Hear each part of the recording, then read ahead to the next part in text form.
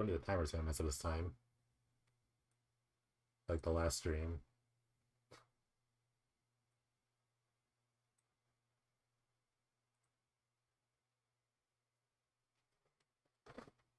I should put it there, it doesn't really matter. Uh what's up? What's up? I usually don't stream this late, but for the rotation, I guess we must be here. Did you stop again? The heck? Can't. This is new. Does it like stop? Wait, hold on. This is like last time where it stops every. Okay, yeah, it does. I need like a timer website. Hold on.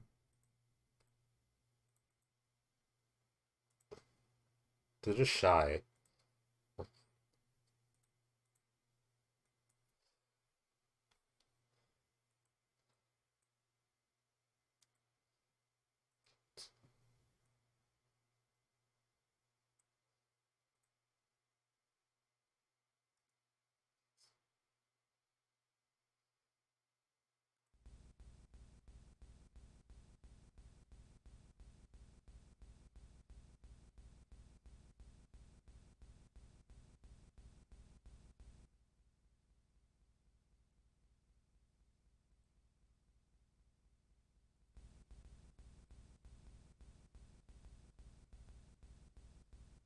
Hmm.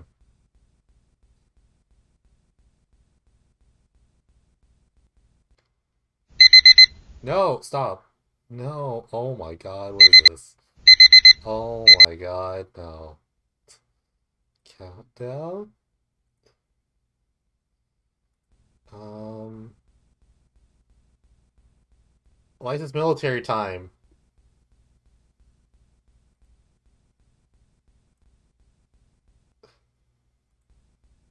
Did it change?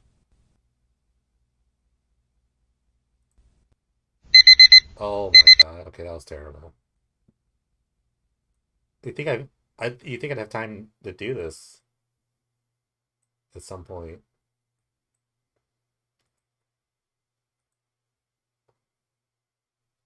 Make my own countdown timer. Okay. Uh, three. Okay. Get my time.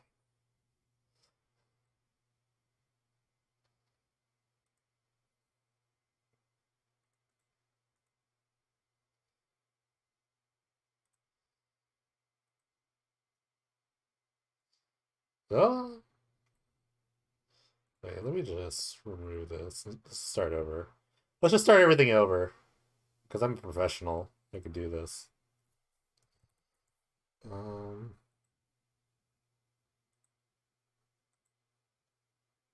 no way.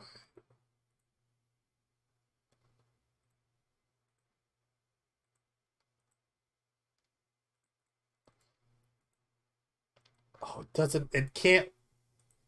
doesn't recognize it because the title, oh my god. I should have just like downloaded a timer app. Why not? Dude,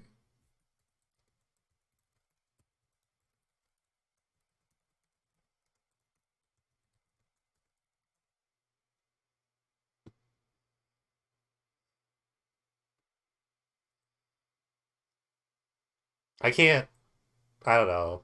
So the Google timer I used to use like stalls, and that was a complaint last year. That or the last season that it stalls. So I'm trying to fix that. This is supposedly a PD20 match, so you could just figure that out. How about this? Okay, timer to 3 a.m. What if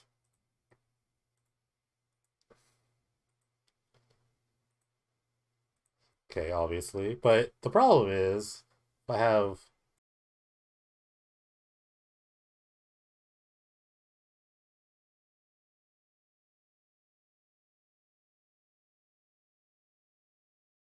so this is the awesome Google counter. But if I just go to this part, yeah, obviously it does that. So I need to move this. And then like I have another idea. I want to move this over here. And then I have this up here. Will that make you feel better if it's on the main screen?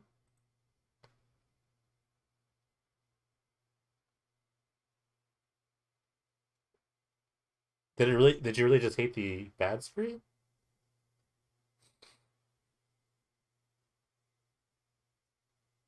Wow, you really just hated my side monitor. Huh. It's wild. Alright, what's up? Okay. Alright.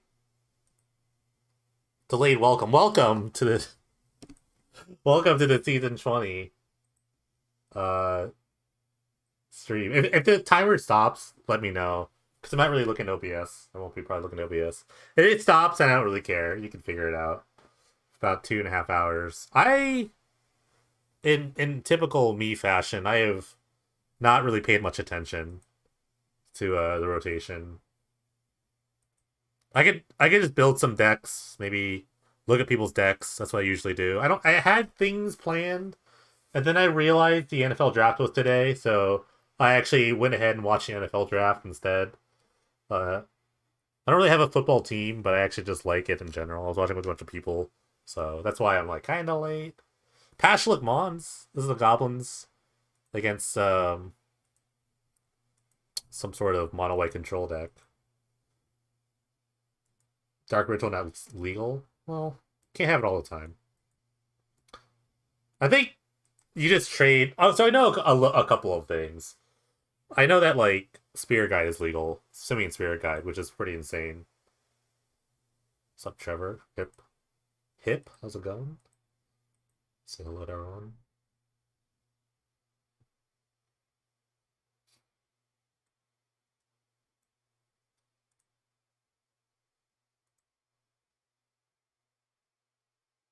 Um, Switching it up from Ritual would be nice. I mean, okay, so the rate is good. So Dark Ritual versus like Simian Spirit Guide is a really interesting topic.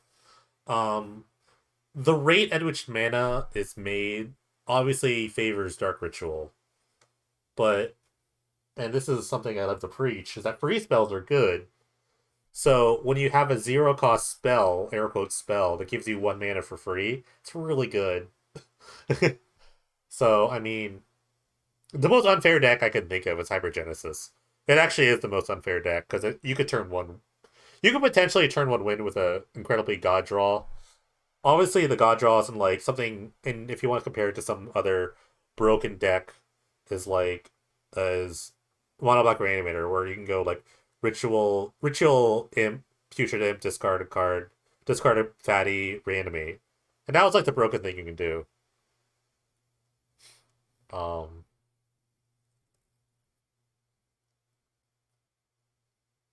but yeah, I mean, like I think like the combo deck starting. This is what happens in Hypergenesis all the time, and as a person that I would say, as the unbiased unbiased opinion, but as a person that pretty much like I'm gonna turn the music down a little bit. As a person that pretty much okay, I want to. What's the least cocky word I could use? As a person that forwarded the most, like devoted the most. I put a lot of work into Hypergenesis. I think I made a lot of big strides, and I will say that people give up very easily when they realize that counter spells are good against Hypergenesis. The difference is that like you can either play around them, you could play through them, and like I decided to play through them when I put another combo into the Hypergenesis combo deck, and then also played Geyser Revenges for mid-rangey game, which actually worked out a lot of the time. Now, because that all the 3-drop cascade spells are basically all the good well Violent Outburst and Demonic Dread are legal. You could play 3-drop spells. The best one being Dosan, the Fallen Leaf. I think it's a really excellent spell. I think it's actually main deckable. I would play it main deck. Actually my first list will probably play it main deck Just because I know people will try to like be like, well, I could just counter it. And I'm like, well, no, you really can't now because I'll just see your island and try to find my Dosan. So,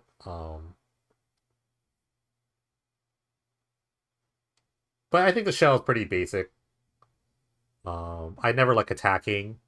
I've seen some lists play Yadaro. I not a big fan. I wouldn't say I'm like the biggest fan. It's probably okay, but it's kind of whatever. I'd rather just like I always do is maximize your opening hands and try not to even have to play any sort of like very little manipulation.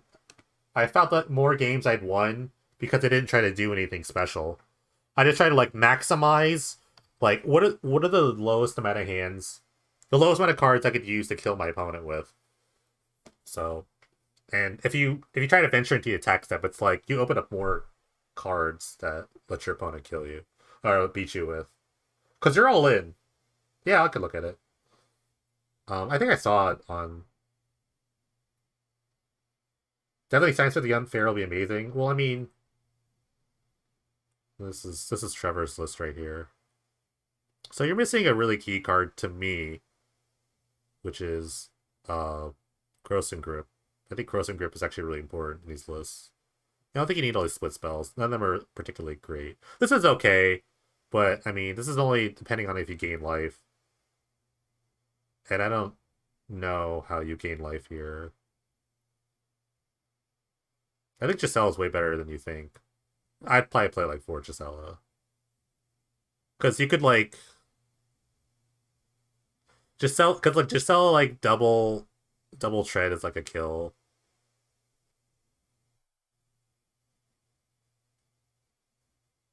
Um, Legendary Soccer. It doesn't really matter. First of all, they all hit the battlefield at the same time, so they're all gonna trigger their wares and shred. So no matter what, you don't get legend ruled immediately. You still even if two legends see each other, it still hits the battlefield. So you want multiples of this, and you still get a effect. You get a hit effect of it. That's why you want multiples. Yeah, Wound Reflection does make Magister really good. I can agree with you on that. The match is like the last card you want, to be honest with you. All I want to see are like Hellkites. Like Hellkites and things that do damage. Hellkite's easily like the best. It's hard to replace Hellkite. But yeah, I mean this is like pretty in my mind standard. Um I kind of agree with Vestige. Although I might since we have Tendo Icebridge, I might actually just play uh Grand Coliseum. But maybe like Savage is good. I was trying to think about that. I think Vestige is actually really good. It makes easier turn one, turn two kills. So I kind of agree with that. I don't. I think you should play Gross and Grip. Actually, I don't know any graveyard decks that are going to be around, so it's hard to say. Um, I don't know. I want to win fast. That's me. I mean, that's like me, right? I want to win like super fast.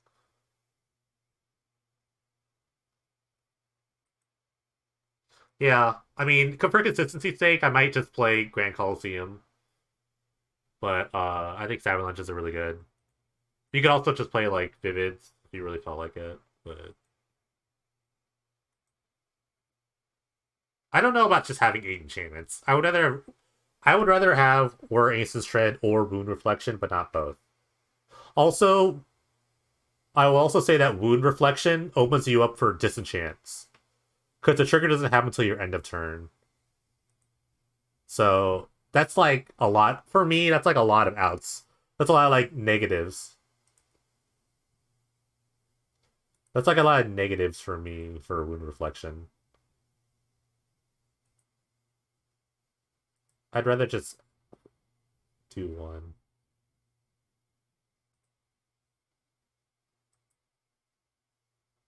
Yeah, I mean, like having a two thing is good. It's just scary to me. I just think about countermeasures a lot. Like when I play this deck, I'm actually gonna have like pre sideboard and stuff. I might just have like pre sideboard and stuff just to start.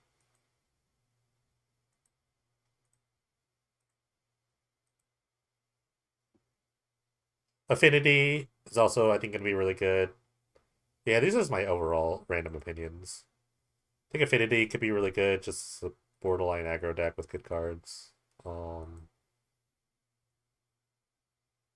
Someone will play blue because people will play blue decks because of Ponder. Obviously, cycling will be a big player.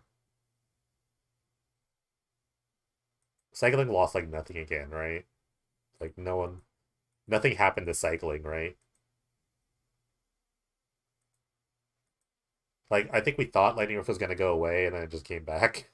So that's fine. I think there are a lot of the problem with cycling is that it actually got better because Deafening Silence is back. So in in a really like dumb way, cycling got better because of Deafening Silence. Because it's just kind of annoying. I don't think I counted on it really. I didn't really find that card very impressive. It was just something else to do. You know what I mean? Which was fine.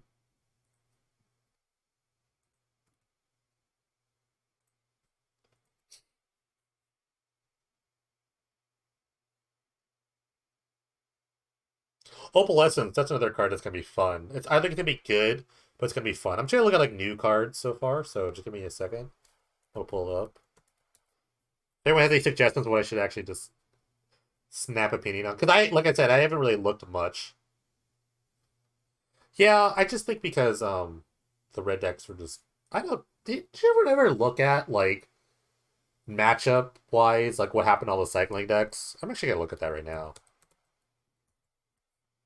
Um okay.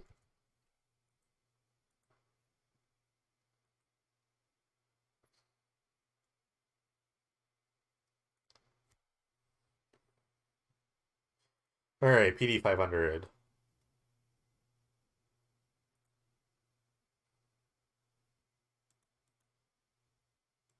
Okay. Just gotta pull up all the cycling lists and see. Also, my internet still really hasn't fixed itself, so we're kind of just like still there. We're still kind of still in like bum land. Um,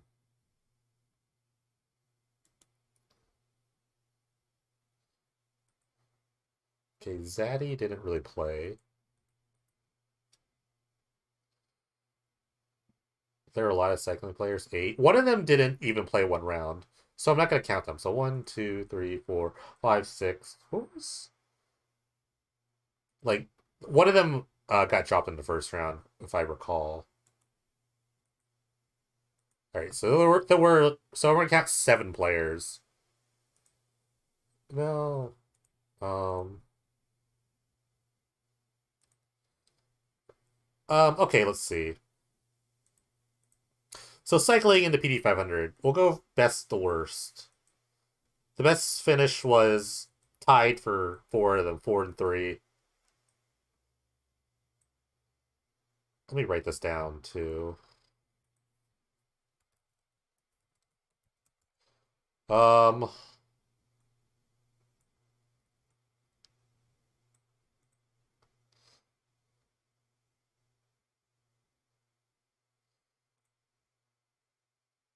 can I like hover over?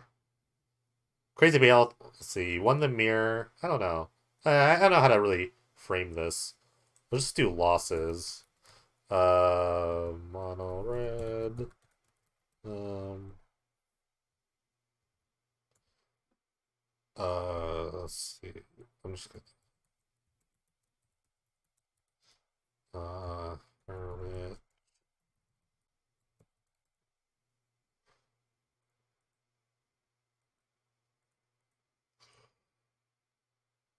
All right, it's another 4 and 3. Uh, um, Lost in the mirror times 2.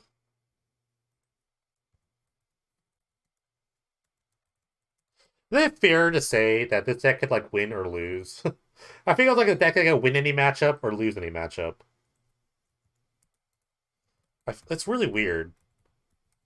I feel like sometimes this deck just like loses. Mono red times 3. Wow. Ooh, the loss there.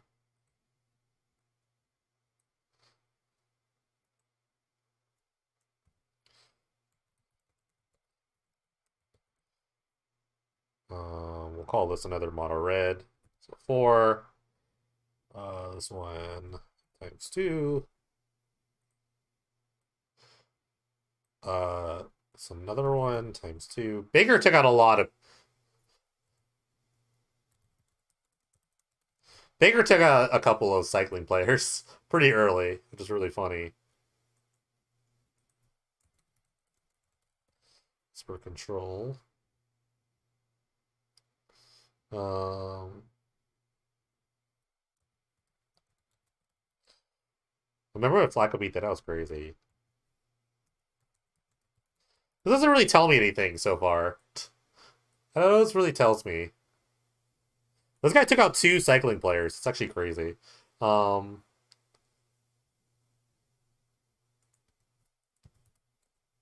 and animator. Alright, so what does this actually tell me? Yeah.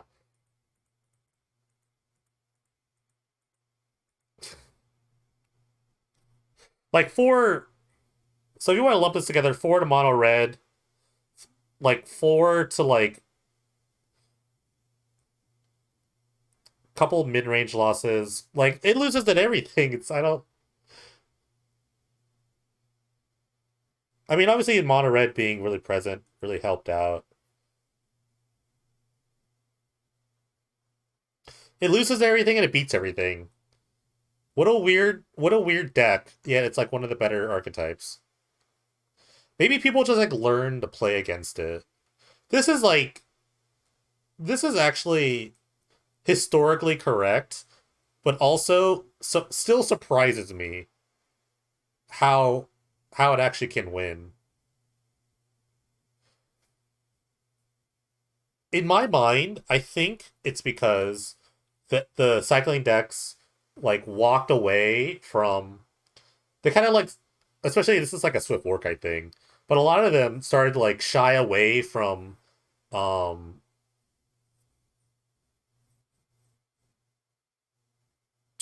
they started to shy away from like board wipes. It seemed like they were more yeah, they're just shying away more from just like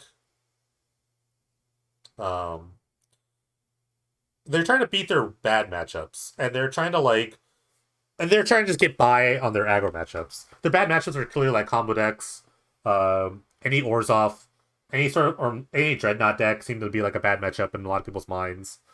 Um, I have no idea. The so they lost Legacy to Hypergenesis. Oh, I have my Spirit Guides. They have a bunch of blooms ticking, so I guess they're playing ad nauseum. But yeah, this is just like a weird. This is a weird cross section of decks that they lost to. It doesn't seem very clear. But then again, the Penny Triple 500 is you can't cover every match. You can't cover every matchup. No deck can, honestly. But mono red losing to the most, like because it was really prevalent, was like a really big thing. So that's probably why it didn't do very well.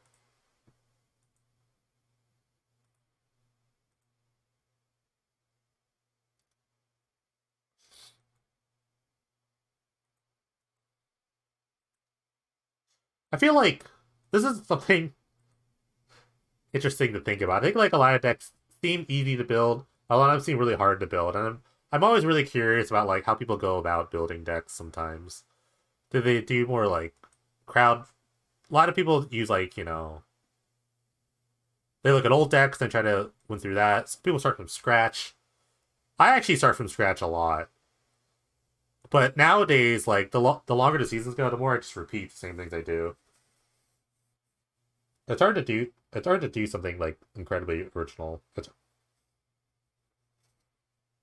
And the more I see new originals, it's really interesting. Like on the initial look outscape of things, I think the format is still super wide open. and then somehow mono red will win. I guess what I'm trying to say is a lot of people will not do anything super new. What's Repel's gonna do this season? I mean, make a lot of green elves. There's a lot of good elves, right? Like that clan caller guy. That's gonna be really good, right?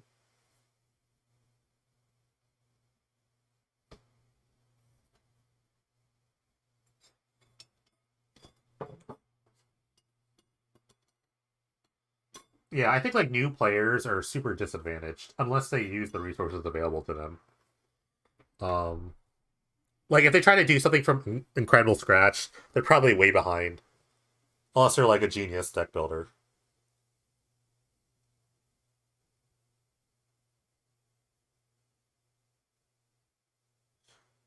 Risky keep from Trevor here.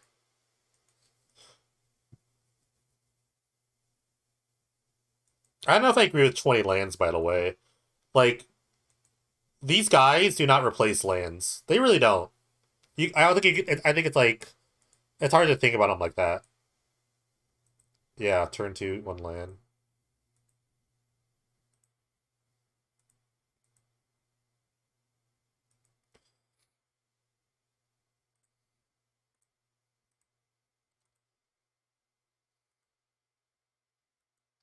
All right, looks like they're dead. Is Angel Spirit the only thing that helps ad nauseum out? Is it just Angel's Grace?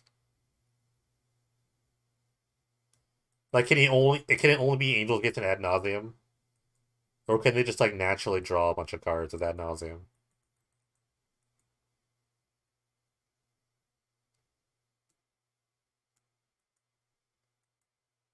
to draw their deck? I guess. That's the way I wish.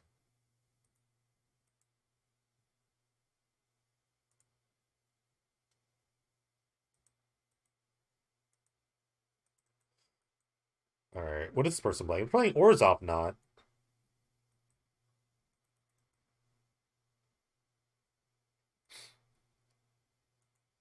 I still think there's also a lot of carryover from the last season.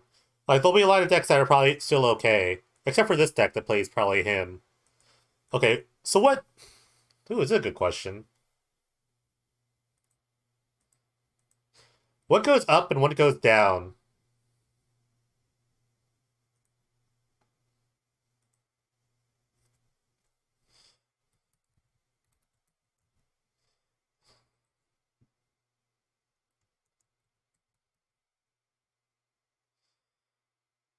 Um,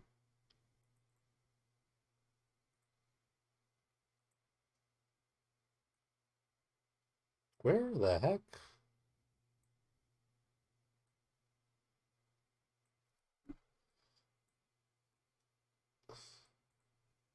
What the heck happened to this? Oh, I didn't type anything. Let me delete this real quick. So, I guess the first thing to tackle the format is to figure out like what did all the good decks win, lose, and gain, or what decks are actually good now and what decks are not good. Uh,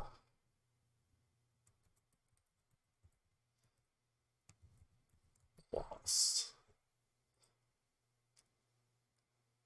Let me discuss this. I guess this is not enough space to discuss all this. Um,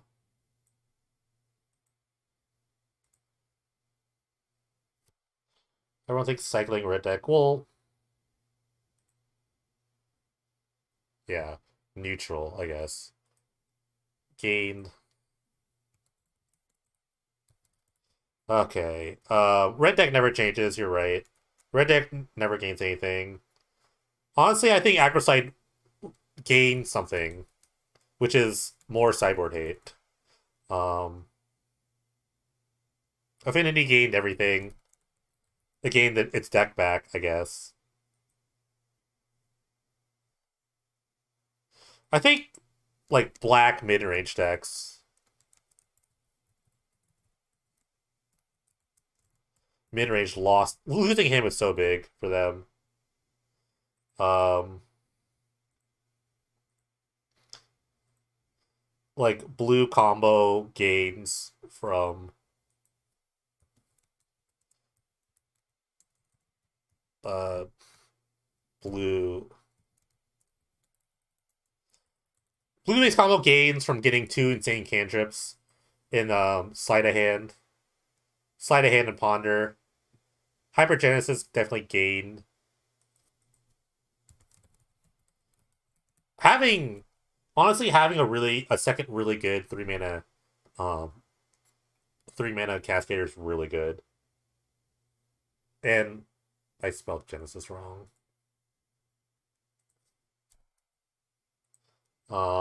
But yeah, those are really big. Uh,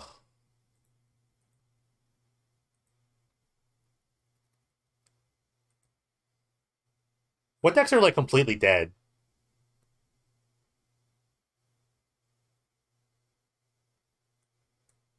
Like, what decks are just absolutely dead?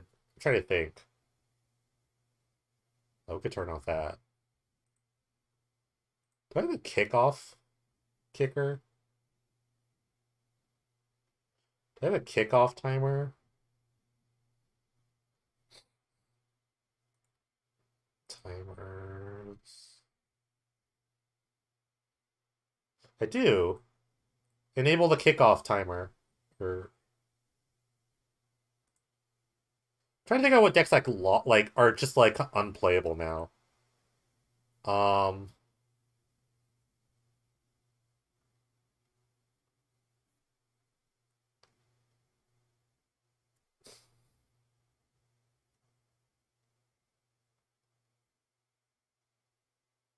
Oh, wave decks. Okay.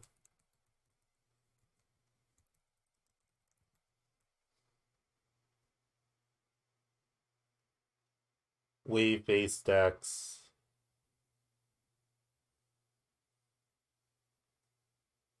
Oh, I guess like Black Reanimator. Do we still have Reanimate? Is the actual card Reanimate legal?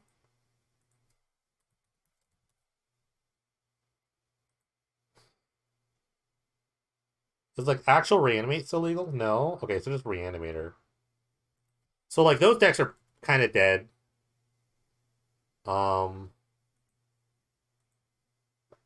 Anvil Colossus lost a lot. Colossus lost Sanctum of Ugin, which is really big. Like red deck changes, but I don't think it ever like loses or gains that much like crazy stuff. Okay, what about let me think of all the top decks. Reanimator, red deck, aggro. Um Mid-range decks, obviously losing him is really big. Oh really? So gain. World Gorger. That should still be good. It kind of like still has like frantic search, ponder, now sleight of hand. So they have good cantrips again. So I can expect that obviously. So basically, you lose actual like traditional reanimator, but you get like World Gorger. So the reanimator will still like kind of do some stuff. Wonder if like they any like literally like no change decks. It's probably a red deck. Uh,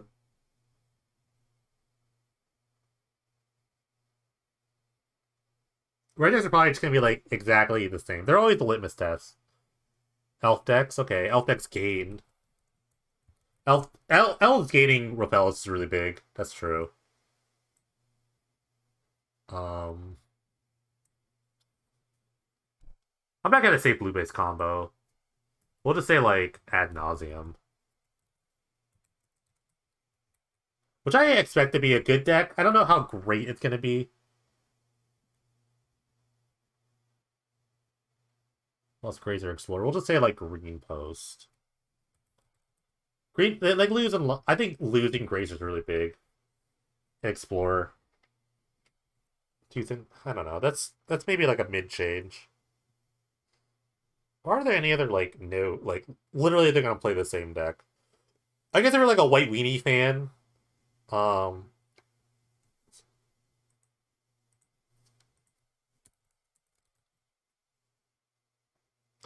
Like Brave Elements is here, Honor to the Pure,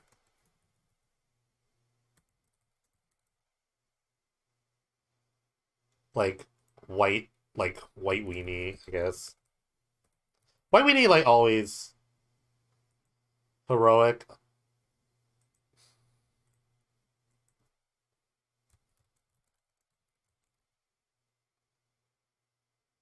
Like I mean there's like King of the Pride. Or just like white based aggro in general. Trailblazers is still like on the fence. It is up the fence. If anything, Red Deck might gain in Riftbolt. So there's still like things to be said. Oh yeah, what Affinity got Ravager too? I don't know how great that's gonna be.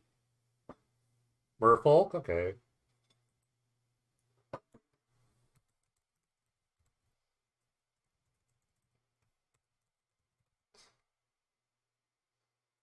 So probably a lot of like, and that's not bad for like. Hmm. So yeah, because like definitely like him losing him's crazy, losing waves crazy, losing Dark Ritual and Reanimate is kind of crazy. Losing this not exactly anything, but Sanctum was bad. Grazer, so this is a big blow. Control. Honestly, I'm gonna put Control under no change, and here's the reason: it's because I'm gonna put it under the no change because it always like I feel like you can almost like gain. Ooh, Hermit, that's a good one. Thank you. Uh, Control ever like really like goes away, and like the tools just kind of change, but it's not like I never called Control like dead in the water. But yeah, Hermit Druid actually losing Hermit Druid is pretty bad. Um, honestly, Aggro Slide gaining to me is crazy because it just gets better with Deafening Silence. They just jam 4 Deafening Silence to start, and they can play like 4 Tormod's Crypt, and that's like 8 spells they could use off combo. Affinity got so much. They got Plating back. They got Ravager, and I mean, I think Ravager just having a sick 2-drop is really good. Ad nauseum, the entire deck is here. Hybrid Genesis, like I mentioned, having the 3-drop, another 3-drop Cascader is really good, and Seeming Spirit Guide. World Gorger getting its whole deck back. Elves has a lot more lords. Merfolk has a lot more lords. But yeah, these I think like the general archetypes: red deck, white weenie, white or just white aggro in general. Control.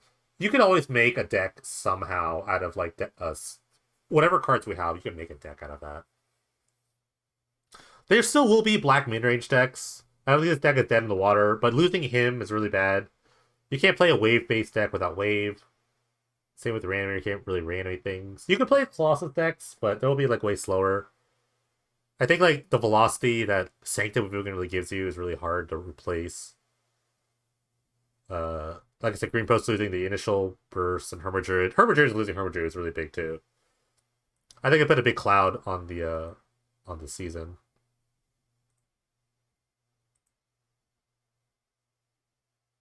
I don't know though. I mean, in the end, like barely anyone played Hermadrid. It was really interesting to see that.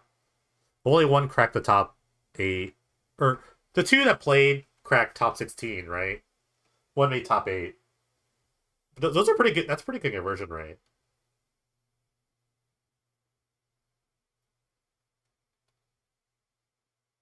2 out of the 4 people played. Okay, sick wall of omens. Sick wall of omens here against the Tocatli Honor Guard.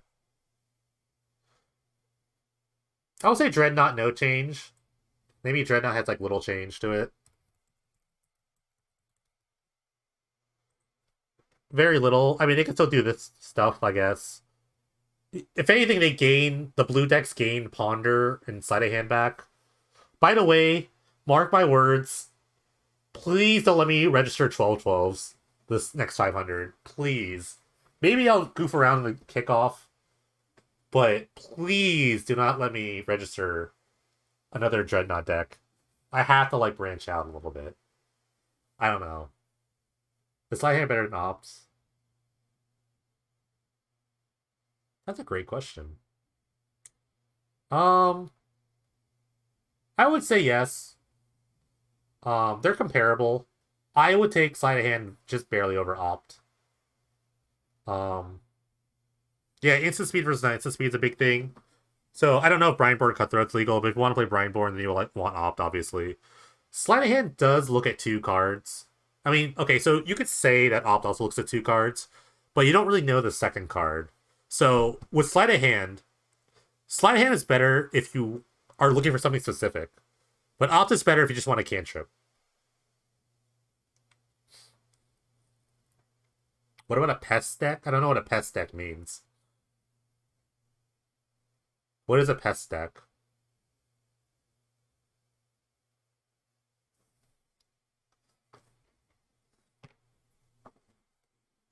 Yeah, if you're trying to hit a miracle spell or something. Pest deck. So bear with me, but every time I do these rotation things, I do not know anything about the new set.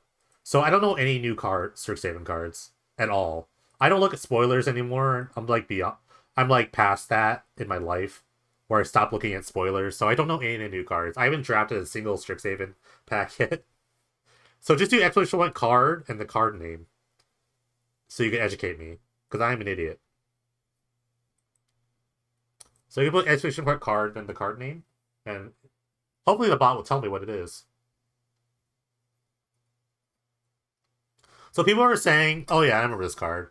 So people are saying, hey, this card could be great in a Dreadnought deck, but why would I want to trade my 12/12 for a bunch of 1/1s that die easier? Um, Obviously it's great when they're trying to kill your creature, but and yeah, it being an instant's kind of cool, but what if my opponent has like a Caltrops? It's fine. I think it's fine. It would be really funny. Do it be like a tangible virtue? Intangible virtue would be really funny with this card. Like you play that, so you make your a bunch of idiots, and then you play intangible virtue. That'd be so insane.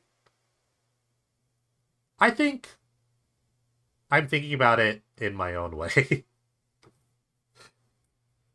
This is a stifle for GB colors. I mean, it uses the creature interestingly. It's an interesting use of it. I'll definitely probably lose to it at some point. I mean, if they go like,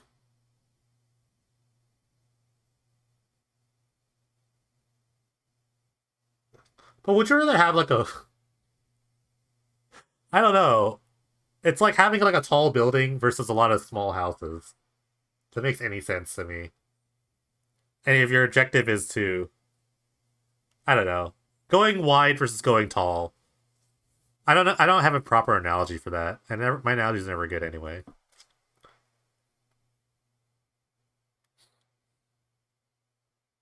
I think it's like fine. I don't. I don't think it's for me. Maybe that's the way I want to phrase it. I don't think it's for me. Yeah, do you guys repudiate? I mean, there's like the mimic as well. Eldrazi Mimic's still here, so you have another colorless dude. If I think I think this card is great against like if people are still playing like it's Terminate legal? Terminate's gone. If people are still gonna try to play like one from removal spells, um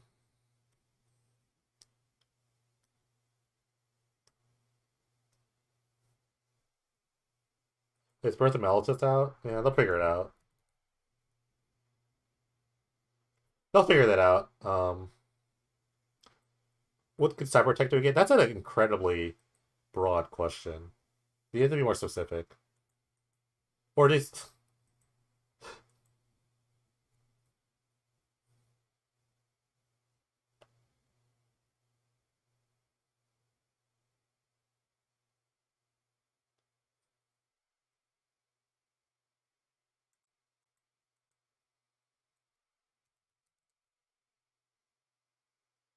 I'm personally thinking about cards that I want to play with or decks.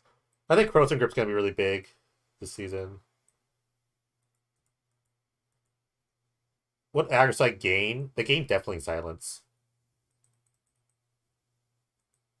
I think definitely silence makes a big difference in their combo matchup.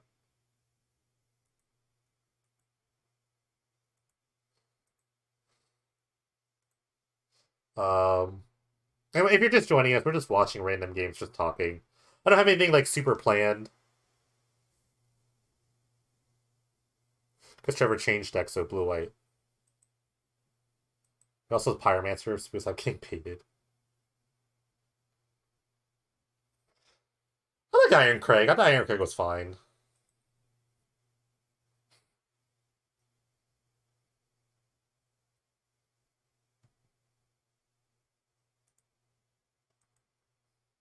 Deck require. I don't have a deck. This is how little decks. I gotta start making decks. I don't know. Really. Got about 2 hours left. I have to do something. I had a bunch of different ideas I wanted to do. Obviously, we're just like talking, but I can talk about every idea I wanted to do. I was gonna like. I remember someone having a conversation in the Discord was like, "What's your favorite deck?" And I was gonna go through every season and look at all my decks and see what favorite deck with every season was. But I feel like it's gonna take forever. I was gonna do it with Baker, but I forgot to ask him if he wanted to do it. Um, also, I'm just kind of tired. um, or I was going to. This is all idea that for the future. This is for future me. Or I was just gonna rake. I was gonna compile a list of the most broken decks in Penny Dreadful and then put them in a tier list and rank them. Um, I don't like Curious Obsession. I'll just start with that. Um, I think you need more Merfolk. I think you're missing Coral Helm Commander. Coral Helm Commander is a big one. Oh, Mindcrank. Yeah, Mindcrank is bad. I don't like Curious Obsession at all, honestly. I don't think this is that kind of deck. This deck is more of like a it's a board presence deck. I think yeah, I think you need Coral Helm. It's a 2 mana lord, not really, but yeah, and it flies, so it has evasion on its own.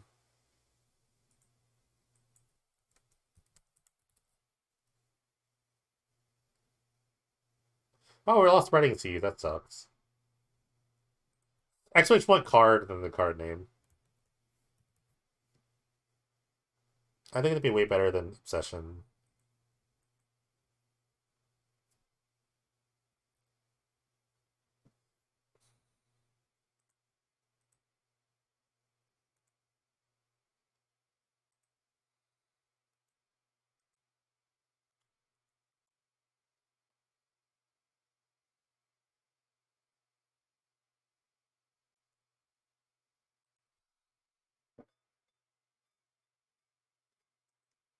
But yeah, I had a lot of like little soft ideas, and then I forgot that the NFL draft was on, and I just threw them all out. I think I could just like hang out for 2 hours and just kind of talk. I am gonna cut the stream a bit short. I have my second shot tomorrow, so I need to go do that. Which means that the stream tomorrow, I might not stream tomorrow, which is really unfortunate, depending on how I feel. I've had a lot of different instances of people telling me like, "Oh, I feel bad," or "Oh, I feel great," but it's more been like I feel bad after the second shot than I feel good after the second shot. Thanks. I'm jazzed about it. But yeah, I gotta do that at like noon tomorrow, so I can't stay up super late.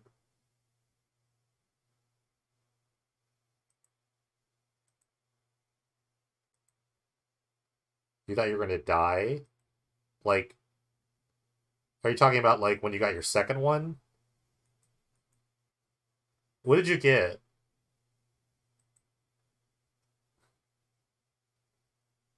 They're gonna be really upset when called familiar is not legal. This player up here. Yeah, Johnson and Johnson. Oh,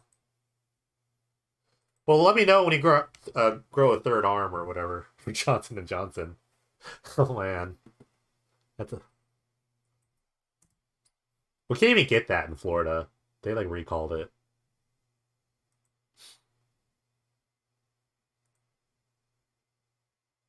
Oh, we did another check. What happened? Lighting or Rift Bolt hanging on by a thread. So it's only like Shadow's Verdict also hanging on, Trailblazer hanging on, Lava Runner hanging on. Jeez, there's a lot of cards that are hanging on.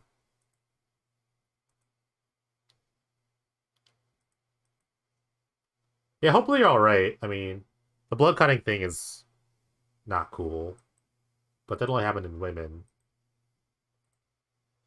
You're a white male, so you're probably gonna live through everything. I only know this because I actually met Trevor, so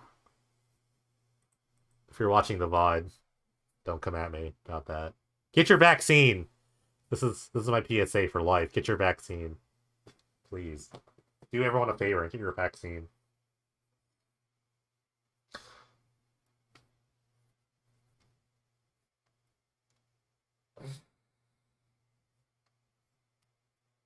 Oh. Yeah, I'm gonna get flagged on YouTube for spreading false information or something, right? Not till they force you. Well, eventually. Eventually, there'll be enough social contracts that you'll probably have to do it. They'll do something stupid. Some sort of like, I don't know. I don't know. I don't know if they go as far as like vaccine passports, but there'll be some soft shaming, like indirect shaming of like, do you want to do this, but you don't have your vaccine. Oh man, that's unfortunate. Things like that. I feel bad for actually countries that want the vaccine and still don't have them, like Canada and parts of Europe and stuff. That's rough. That's gotta really rough being Canadian right now.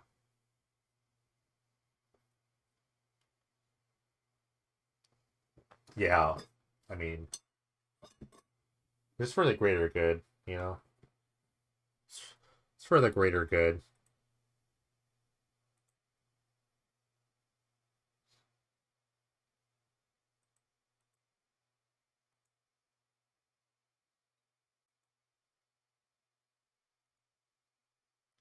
I'm glad that Blade Spicer is still up. Blade Spicer Blade Spicer Ephemerate's good time. Well, I mean, yeah, everyone's got their own issue. If you feel like you're immune, or if your doctor says you're immune, that's great. That is great. If you're one of the lucky ones.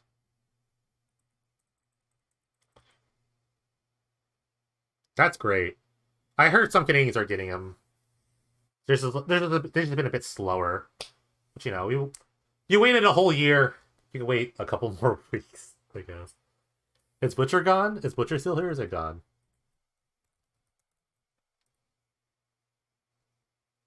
Oh, Jet Hair Butcher's gone, I guess. It's got to be really sad, but their deck not working anymore. Yeah, this deck is just dead. No cat either. Is there witches of it but no cat? That'd be so funny. Yes, oven's still legal, but Call to Familiar is not legal. Great. You know when I first started this format, all the way in season one, I was shocked. I was shocked to see that Boros Signet was the only legal signet. And I said to myself, why is this like it was the only one of the few, if not the only 2 mana rock in that format, season one of Penny Dreadful. And I was like, why is this happening? Why is Boros Signet the only signet legal? Or why is this the only like 2 mana rock legal? Every other signet was not legal. There were no other talismans. They might have had like Sphere of the Suns. I don't really remember. Let me look that up. Like I'm just trying to think of like random. I mean,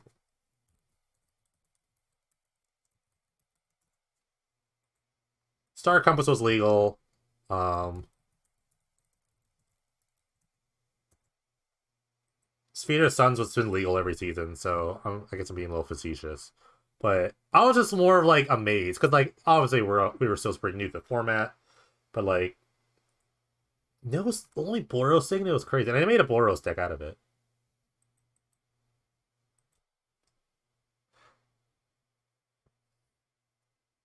Yeah, this is brutal. Lapse, this is pretty brutal. Did we lose Lapse and then gain it back? Is that how that worked?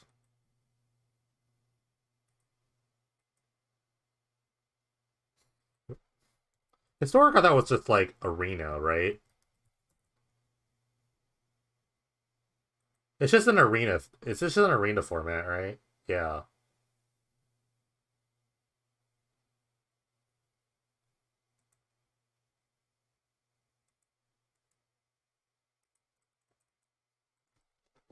I just like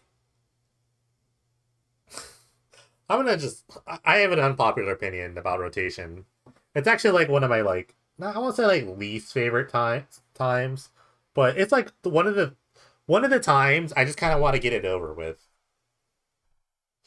Because then I read like a lot of like super hot takes. It just feels like when I read things on the internet, I imagine a voice in my head. I imagine like everyone to me has like a certain voice in my head when I read their text, especially if I haven't met you and then I hear your voice. I hear it physically in my head how I read it. And when I read certain things from like some people, they seem so confident about like I think it's just the words I read. Like X is gonna be a thing or this stops this in like a theoretical format that doesn't exist. It's like how could you actually like know anything? And I have to read this for a week because I have to moderate chats. It's just like, oh my god, I don't even know. I don't know, and I probably have more information than everyone.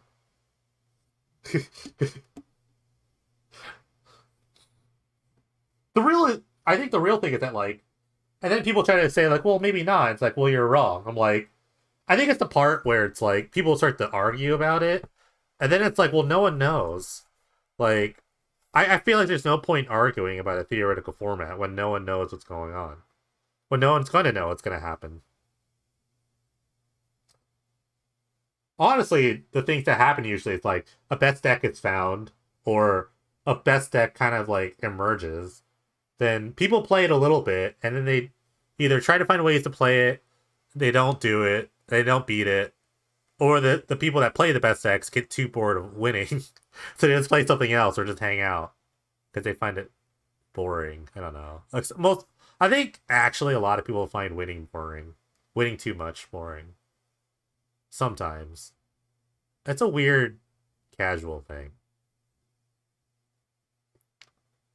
or maybe just like life gets in the way. Yeah, I think, and it's like, and that's the boat that comes with like a casual format. Is that like, um, yeah, if you invest in your deck, yeah, if you're invested in your deck and you want to keep playing to win, I think that's a more satisfying feeling. Everyone wants to make everyone wants to make the next deck. You know what I mean? Everyone wants to be on the precipice of the next cool thing where it's like, oh my god, this is great. Everyone wants to do it. Everyone and I think that's a definite thing. I think Magic is a big form of expression, self-expression. And I think what Penny Dribble gives you too. It's like you want to be like there. And you can tell a lot of people really want that like card played first. Um, People want to do that. People really like the cards played first achievements, where it's like if you have a stat sheet, like I could show you. Um, like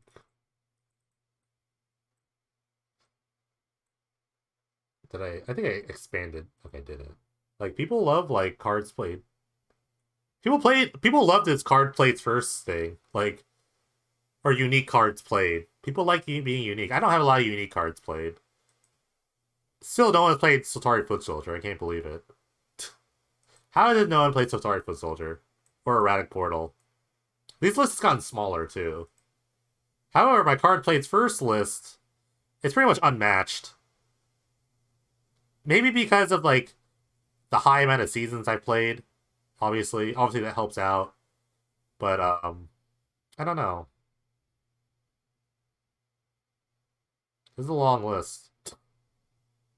I don't think anyone will beat me, ever, in this list.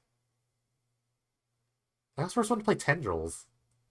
Like, see, some of these cards are actually good. Like, I was the first one to play Tendrils. That's crazy. I played Wonder first. Season 1, Psychotog. I played Wonder. I can remember almost all the decks I played this in. Just, isn't that crazy? Your list is longer? Maybe. You're the only one that's like probably... You're probably the only one that's like longer. Or had a longer stretch than me. Dude, Birds of Paradise. Corpse Curve. Season 1. Only a Toon Director had. That's in season 19. You have Druid. Yeah, I think you're the first one to play Druid decks. Okay. But yeah, people want to be on the forefront of like new things. So I think I was trying to find it. Okay. So how would I build Hypergenesis? Speaking of being on the forefront, how would I do it? I'm gonna ignore lands for a second.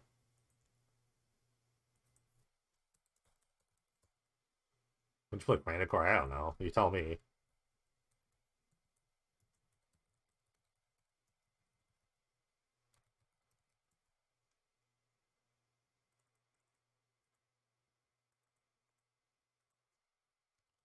I don't have Swimming Spirit Guides, I don't think.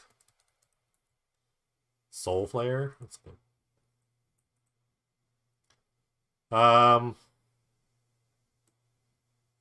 gonna get these.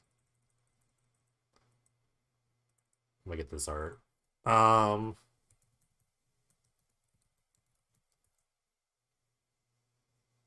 have one? Wow.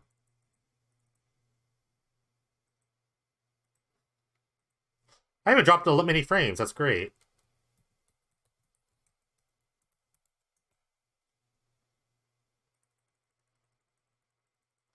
Alright, so...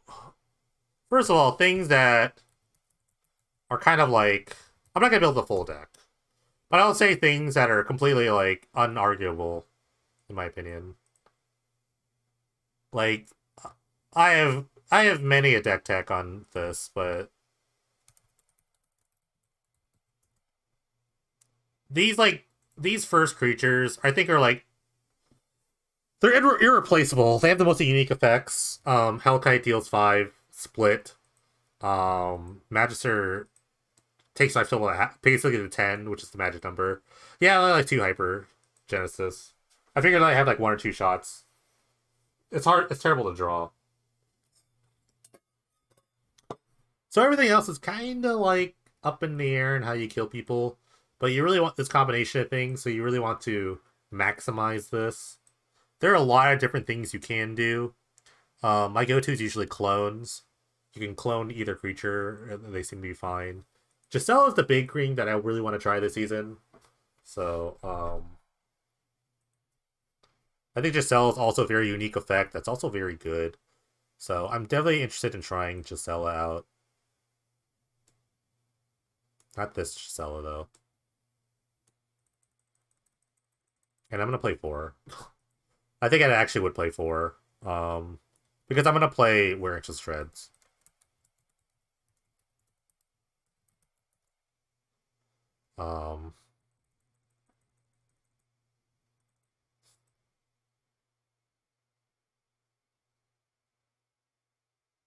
I think Expertise is fine. I think those cards are actually really fine. The Expertise cards. But yeah, this is also like a super... This hits a lot of like... Let me move this over. So this hits a lot of like interesting stats One, it has 5 power, which is amazing with rare shreds. Two, it has a super unique effect, which is like a one-sided.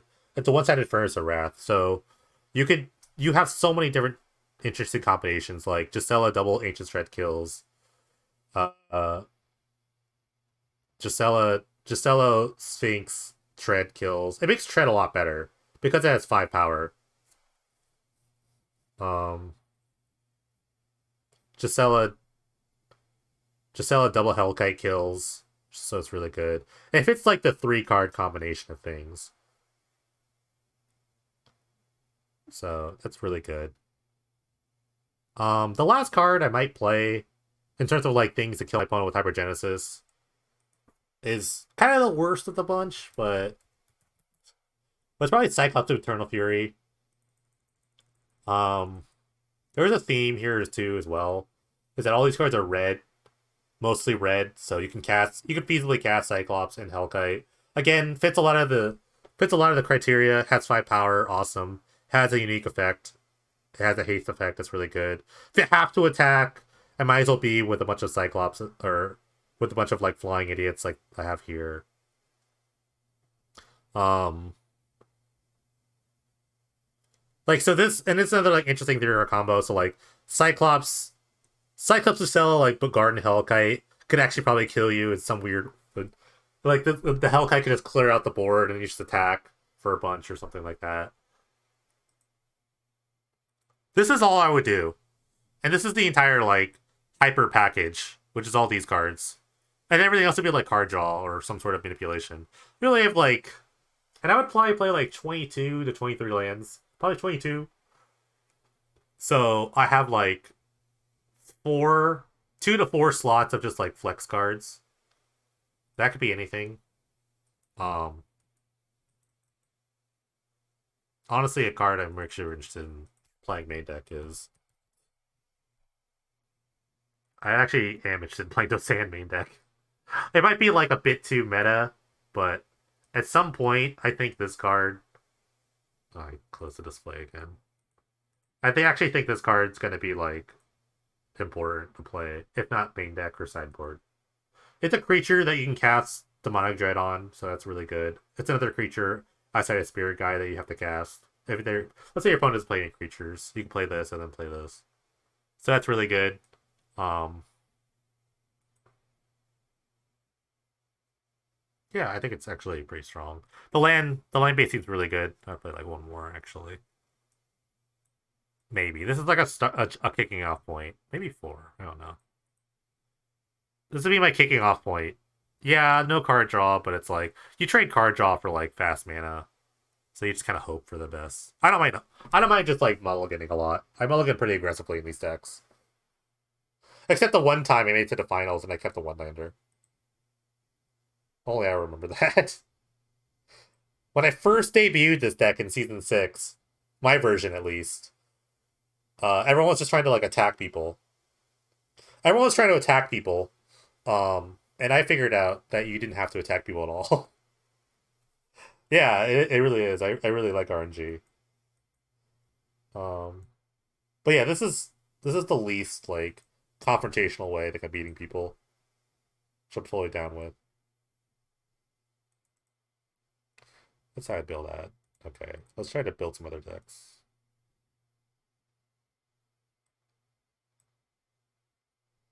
Decks I'm interested in, maybe like Affinity. Affinity is another one that's pretty. Um, Sorry, let's say PD Affinity. I'm just gonna lose it.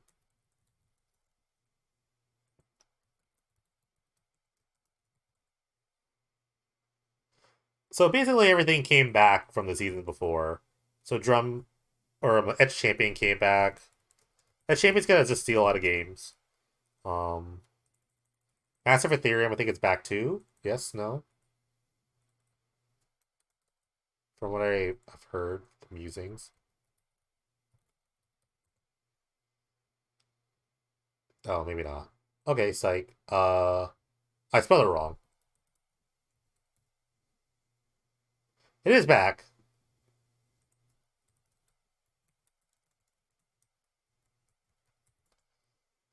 Massive Ethereum's here. So yeah, these like free spells seem pretty decent. Memnite, Ornithopter with a drum seems really strong. Is Memnite legal? Wait.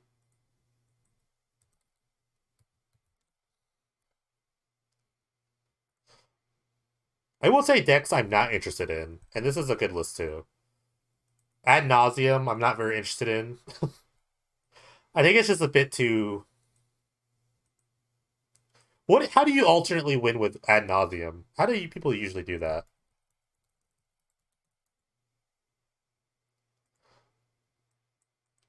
I don't really know. Arc Bond Ravager, that's why it's not showing yet.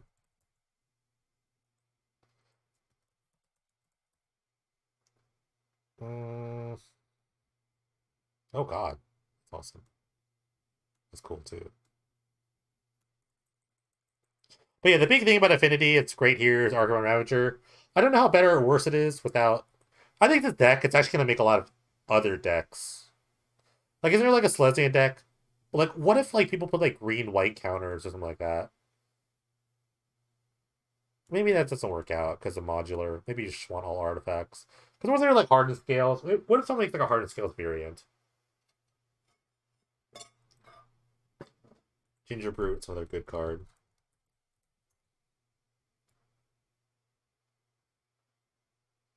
Yeah, Heartless Act is pretty trash now. Ginger Brute is back. Oh yeah, I've got plating in here. Cradle plating's insane. So now all you need is like something else to do. Thoughtcast is still here, so totally could play Thoughtcast. But while you're in blue, why not? Why not play some Thoughtcast to keep the train rolling?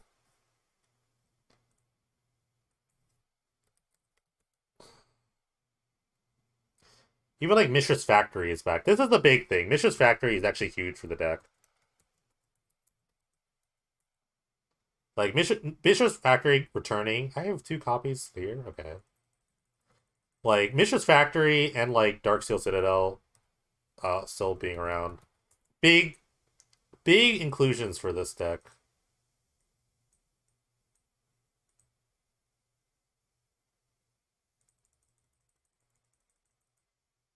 Um this is 36. I should play one more card. Maybe another 2-drop. Um I don't know. What are the 2-drops for good? What are effects? I think just Citadel, from what I understand.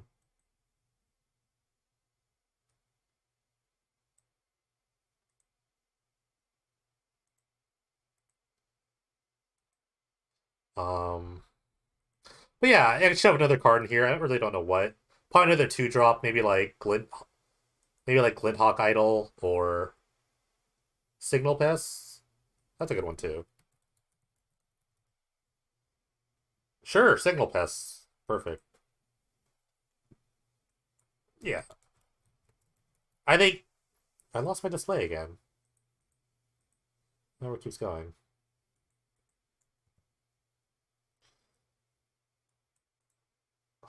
Yeah, this deck seems great. Starting, and you just shove islands in here. This deck seems great. This is a good starter deck for sure.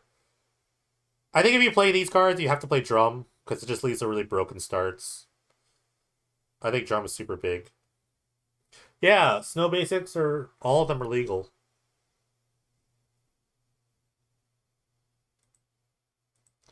But yeah, plating at Champion Master of Ethereum and like Ravager too. So now you can like go all in on a Net Champion or on a Ginger Brute or like an Ornithopter. You can make super crazy plays with Ravager. Ravager is like insane for this kind of strategy. I think this is an easy starting point.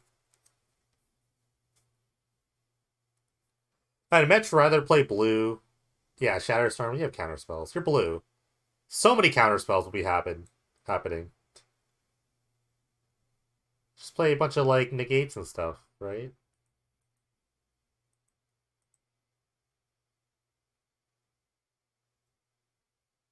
Yeah, and Soul's good too. Another good 2-drop. I really like Master with a plating. I think Soul's also really good. That's definitely another route you can take. I can even say without playing like Ensouled or Thoughtcast. if you really want to just like maximum attack power. But yeah, I've seen a lot of people just die to like turn one Citadel, turn two Island, install my Darksteel Citadel, and they start attacking for 5 every turn. That's actually pretty insane. Alright, what's next? What's the next deck that I could build? That I actually want to build? Let me look at my old... Wait, this looks kind of weird.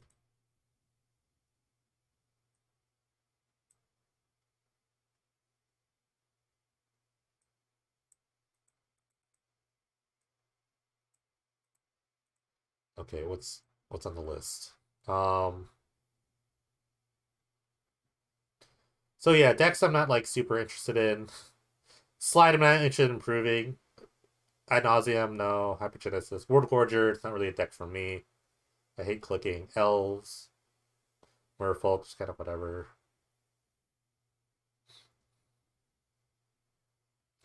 Things like Lapse, Memory Leak, Dispel, those are all like pretty decent.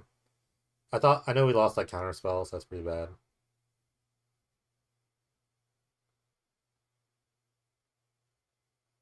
Yeah, Slide losing Pyromancer. Slide gained more art it gained more combo hate, which was way more important, I think, than losing a single card. That was debatably good. It was good. I think gaining combo hate and Dark Seal or Deafening Silence is way better than just losing a 3-drop. That I don't know. It's just okay. Um. Hmm.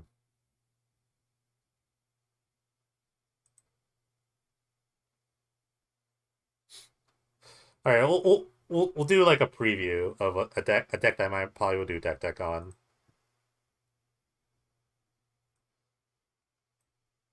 It's just like a preview of maybe what's to come here.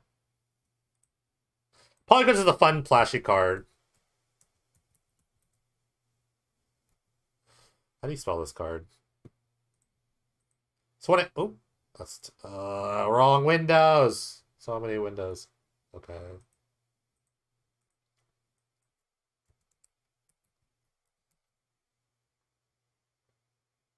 When I first started playing Magic, one of the best decks in the format was Replenish. I just didn't understand.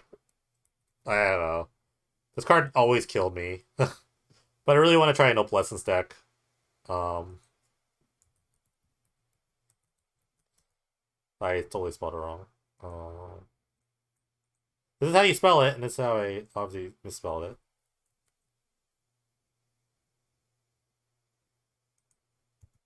Did I still spell it wrong? Okay. I think the best combo is this is Enchanted Evening. It just nukes all your opponent's lands. And if you're just left with like this and this, it's like pretty broken. I think it's like lay claim.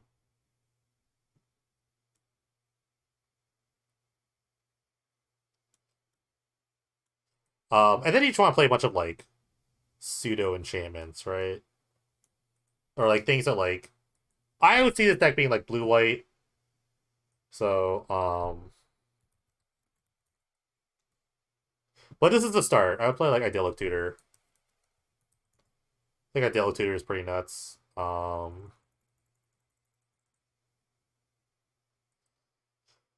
Owen of the Sea is out. That's big. That's big bad. Hold on.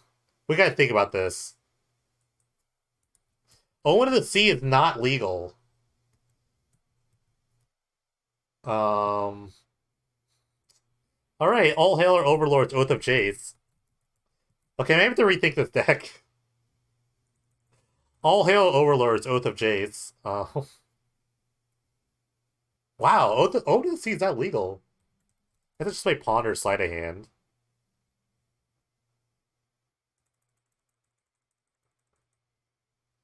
No, I don't care if my lands die. The point is that if my lands die and they don't have any enchantments, I'm left with a 4/4. Their lands die too. Right? So, like, all if we just like if I just Armageddon, I have a 4/4 and a 5/5. I'm winning the game. I'm gonna win the game. Shrines have always been legal. Oh, shrines have. What shrines are good? Oh, I have sleight of hands. Nice. Nice. Let's go, me.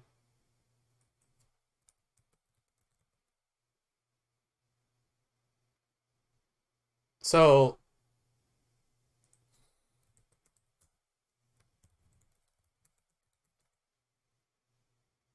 oh, Honden. So there's Honden, but there's Sanctums. Wait, let me do this right way. T Shrine. Okay. Hondens would be not bad. Well, I'd only be blue and white. I'm gonna try to stay two color here.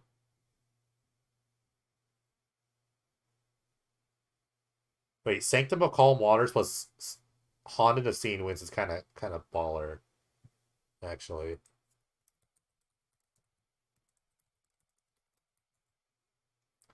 It's actually kind of a baller combination. I mean, I think I need like rafts and stuff. Okay, I have these. Interpol, of course, is Interpol. Um,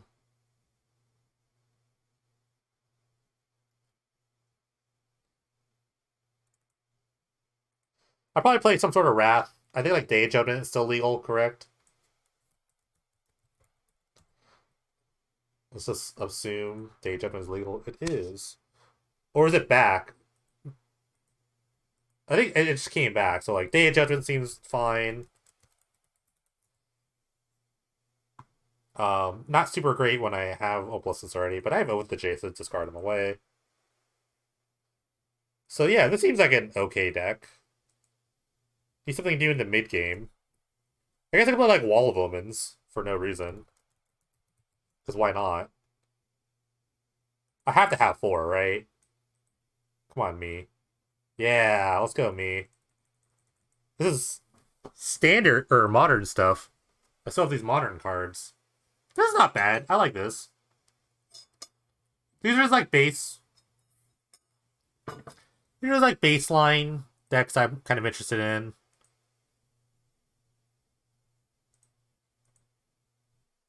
But yeah, I think Idolater is pretty strong. Obviously, it finds enchantments. It's suited for enchantments. You're just trying to put this together. You could even play like Seal the Cleansing's main deck, and if they have enchantments, you just pop them with your seal once you get your combo out. Um, Open the Vaults could be really funny too, with like Oath of Jace. So you could play like you could play a bunch of like looting effects, and then just play like Open the Vaults, which would be really funny with like Lotus Bloom. Oh my god, that'd be kind of crazy, huh? Like looting effects with a Lotus Bloom. Lotus Bloom's a big card, by the way. That card's gonna be kind of insane in multiple decks. Um, I can see it in this deck. Oh, but yeah, Evening Opalescence seems like a fun time. I'd be down to play this. Coming to a deck tech near you. I don't know what else. Should I actually look at Calada? Okay, let me look at.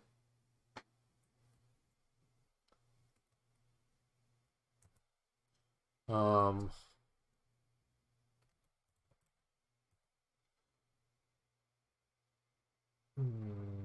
that's a very.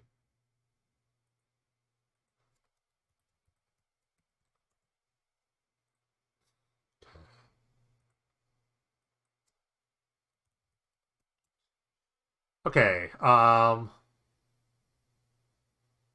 There are 228 Strixhaven cards that are legal. What are the coolest ones? Are rare.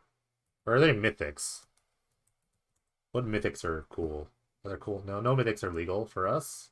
Let's go to the rare. Let's look at the rare pile.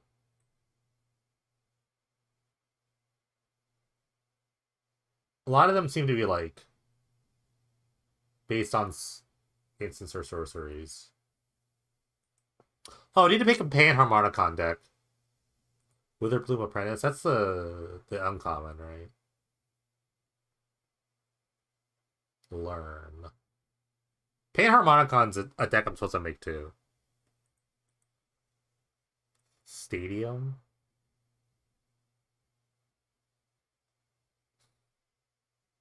Put a point counter. Whenever a creature deals combat damage to you, remove a point counter. 10 or more points. Remove them all and that player loses the game. Ooh, I like point. I like. So all you gotta do is load up the stadium.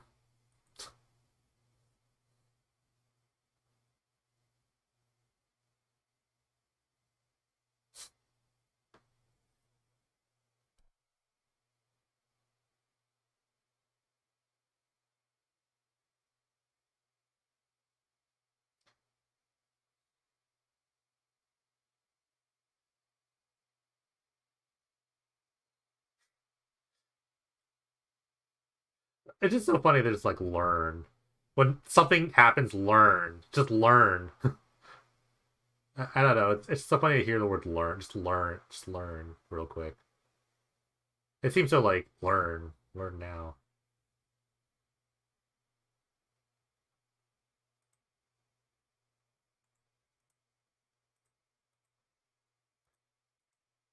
Just learn. Just learn for it.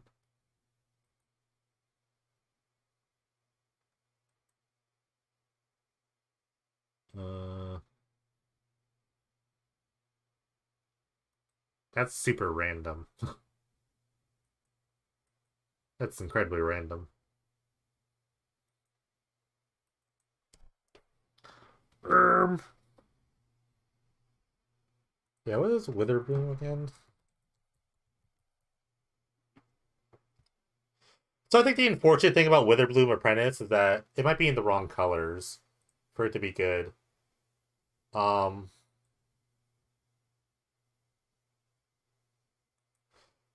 Black green is like interesting.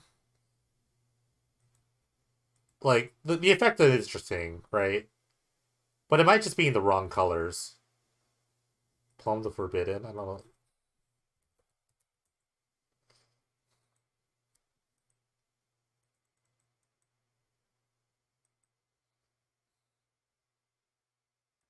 Sacrifice one or more creatures. No, Chance Monk's like $15 or something on TGO. That's a.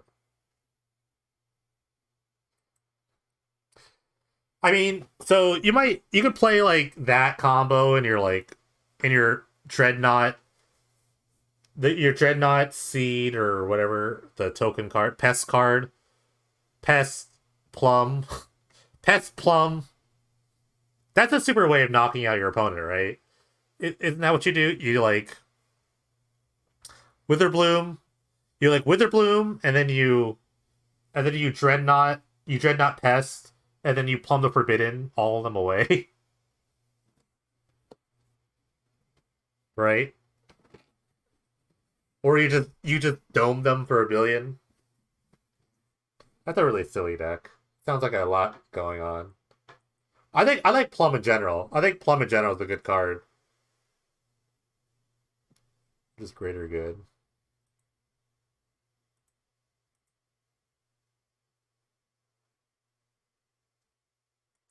What's like Glittering Wish?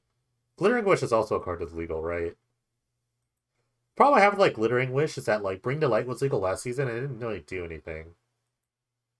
Like no one like played that as a deck. No one likes tutoring. I think it was just too slow. But Glittering Wish is like 2 mana, and it's pretty great. The real question with Glittering Wish is that what has the best like color combinations of like hybrid cards that are good in situations. I think Glittering Wish would be a really good control deck. Maybe not like a combo deck, maybe, but I think it'll be like a good like control card. That really makes sense. I don't know.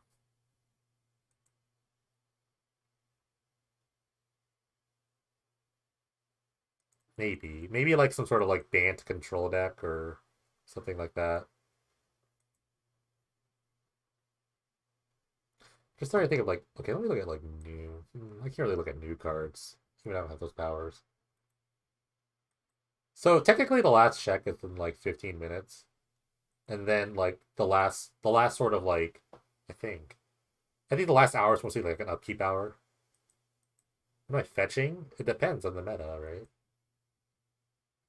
Yeah, which ascendancy is like probably the level one, the level zero.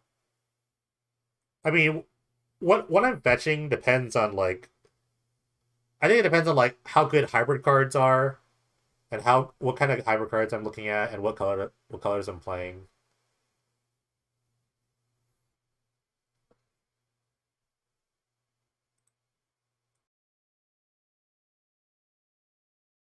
Test of talents is an interesting one.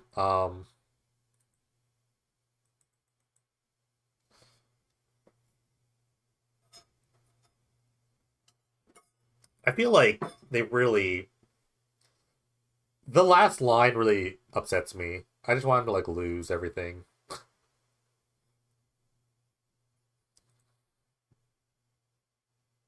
Test of talents might just become a really expensive to spell, but it's really good.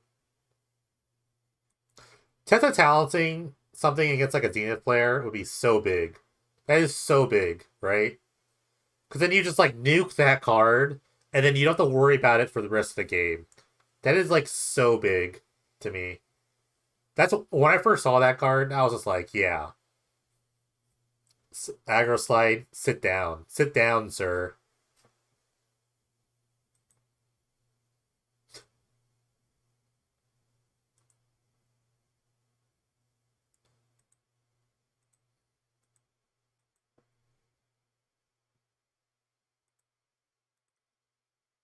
Oh, people are still playing. We could just view.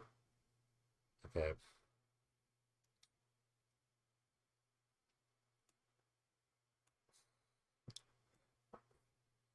What about these lands? Are these so lands? Let's talk about lands in the format. That's a good discussion. So, a couple of new faces. What do you call the like Canopy Vista smoldering marshlands? What do we call those? Or what were they used to be called? They're like reverse. They're like reverse of the Scars of Mirrodin lands, right? Like Dark Slick Shores,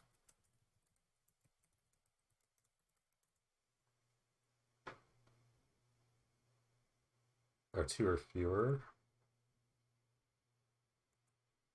Tango lands, like yeah, sure.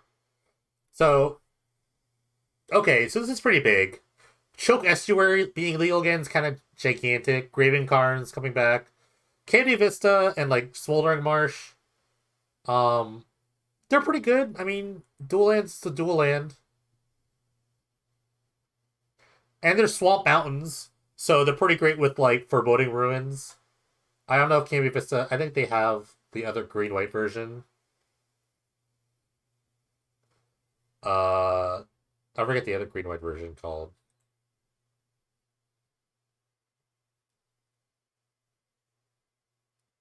The heck, it's a green white version called? Maybe not. Fortified Village. That's what it was called.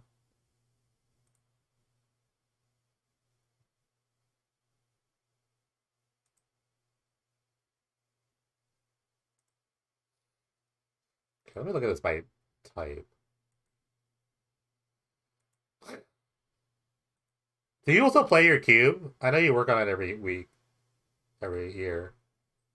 Battlefield Forge is big too for the Boros. I think it's gonna be pretty great, obviously, for the aggro side. That's why I keep saying aggro side gained. They just gained like better lands. They're getting better and better. I don't know if people realize that. They get slightly better. Castle Embereth lost? Oh, that sucks. Cloud Posts kind of didn't lose anything. Crystal Vein got hits again. That's wild. A lot of the Czech lands are still legal, right? Like Black Red is gonna have like great mana.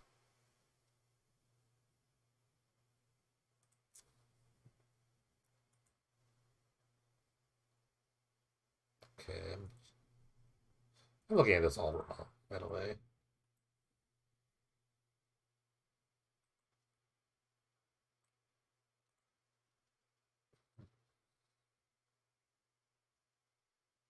Oh, and I think the big thing that everyone's interested in is like all the snow basics are legal, which is pretty unprecedented. I wonder if people are gonna come from like Pauper or other formats and gonna see like Astrolabe legal. It's like, what the heck is this format? Why is this happening? But like Astrolabe, honestly, is not that bad. It might get a little annoying when people realize how good Panharmonicon could be, and they start playing it, and they're like, they start going like Astrolabe. I don't know. Maybe I'm just talking nonsense, but like Panharmonicon, Astrolabe, it sounds like a really great time. But yeah, Port Town, it's pretty decent for the blue white decks. So they have like irrigated. Oh, irrigated farmland missed. That sucks. Never mind. Port Town's still pretty good. Um, so we lost a lot of the dual lands, right? A lot of them didn't make it, right? The core set duels or whatever. Am I right or wrong on that?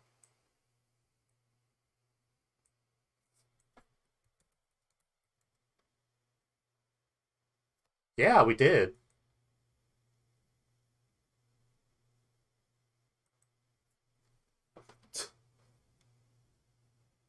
This is funny.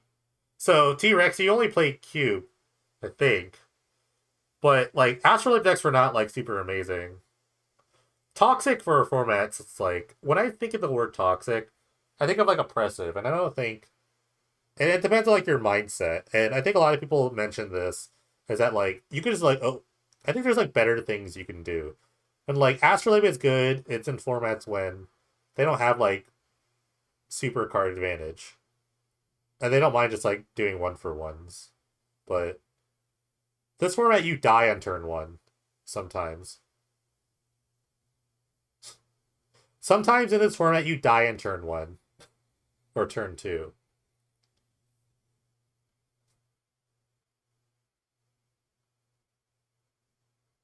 So like cards are contextual, and it goes both ways.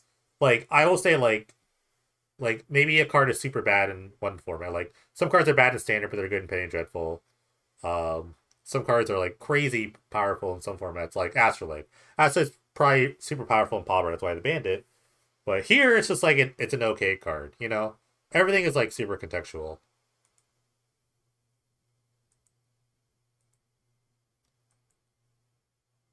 If anything, I like Astrolabe as like enabler for like nonsense. It's banned in modern too. Oh, modern's a silly format too.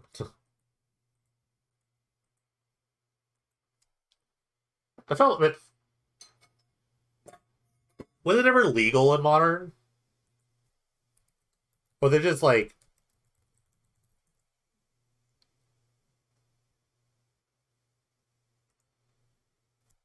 I guess it was legal.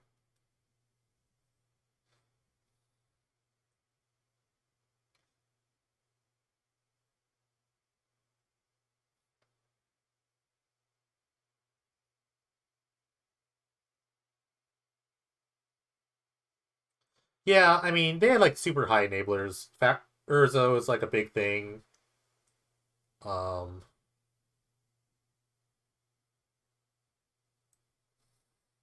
Fetch lands are a big deal there too, I think.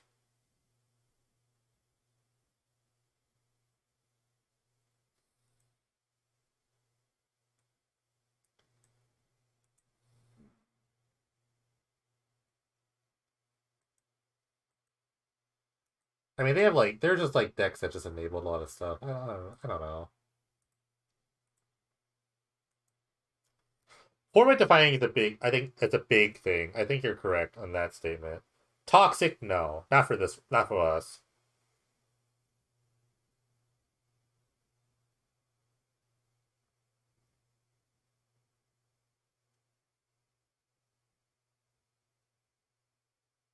I think it's perfectly fine.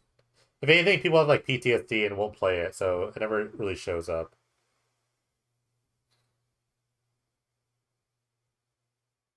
But now, what the difference is now from last season, the seasons, and now we have all the snow duels or snow basics. So now we can see its like final form, I guess, and we can evaluate that at the end of the season. Well, what's gonna happen is that you're gonna play Astrolabe, and then I'm gonna Hypergenesis, and you'll probably lose. Eyesight Golem's fine. I was mostly playing in mono red. It's just another like 1 mana 2/2.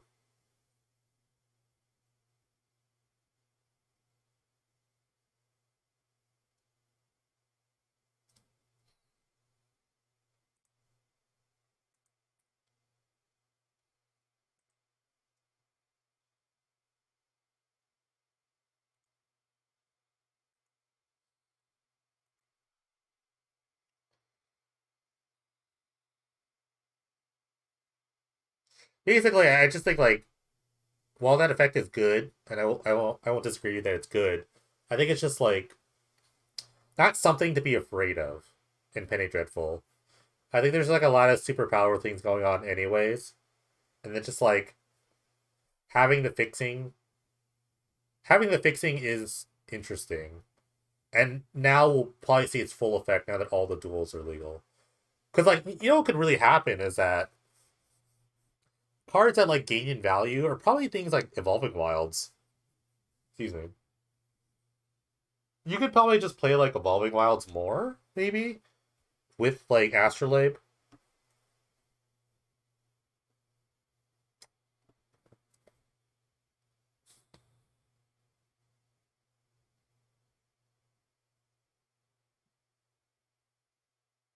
But now with Panharmonicon, crazy. Panharmonicon though. Astrolabe Panharmonicon. Don't get me started on that deck. It's gonna be huge and you're going to die. I think they can make infinite mana at some point. I feel like it's gonna be nigh infinite. Or not. Oh. I guess they tried to biorhythm you. That's interesting. I think it looks like trying to power a really fast biorhythm.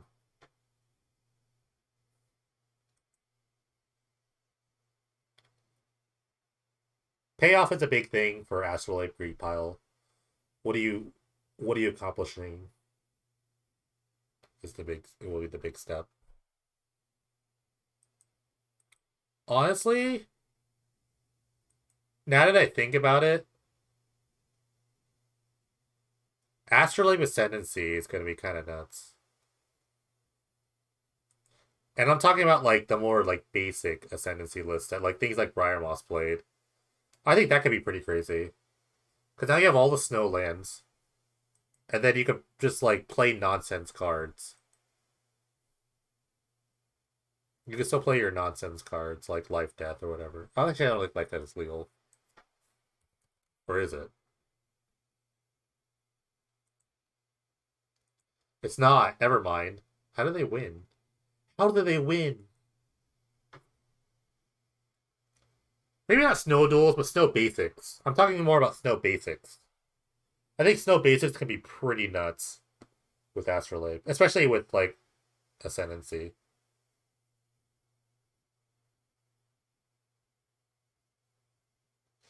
Like four color Ascendancy with all basics, and then Astrolabe gets Glittering Wish. Yeah, all of them are legal. Um, that'd be a crazy deck. Ascendancy gained. I should have write that on the list. I think they gained.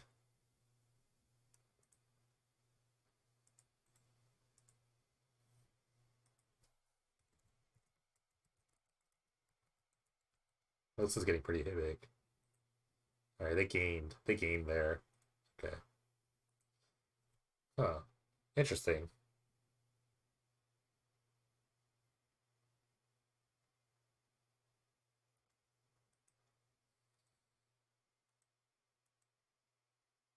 2 minutes till the next check, or maybe the final check, I guess. Well, I forget how it goes. Somehow I'm one of the few mods awake. Kate is supposed to be up. She might be dead. Who knows? Hopefully she's not dead. Dead tired, I mean.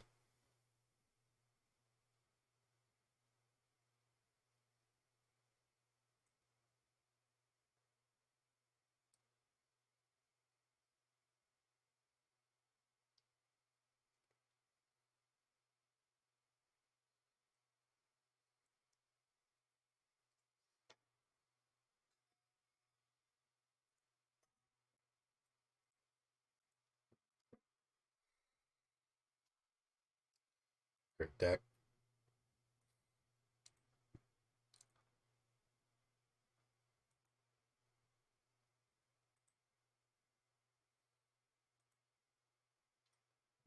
Cruel Celebrant. Oh, it's just so Blood Artist? That's interesting.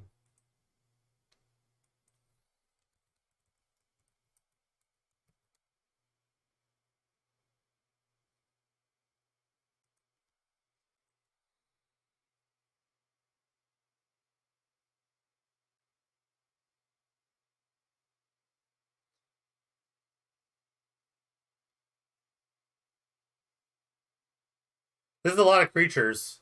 It's been excessive the cats at Treasure Cruise, but you know, you had to get an extra counter there.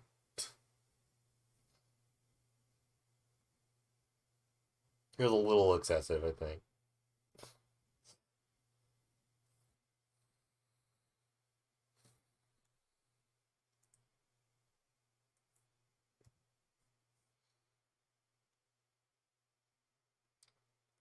Alright, looks like the last check is probably in. So we get to kind of see everything as a whole.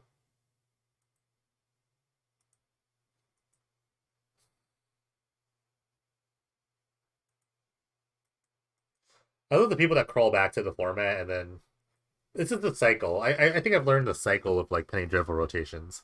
Format starts. Everyone's hyped. Everyone has their idea. Everyone builds their deck. Everyone starts playing. Probably like 40% of them crash and burn because their idea sucks.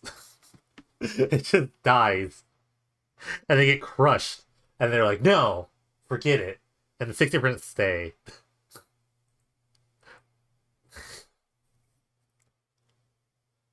And then the top deck oppresses everyone. And they get bored by it. And then we have to bring them back. We have to bring them back with the 500.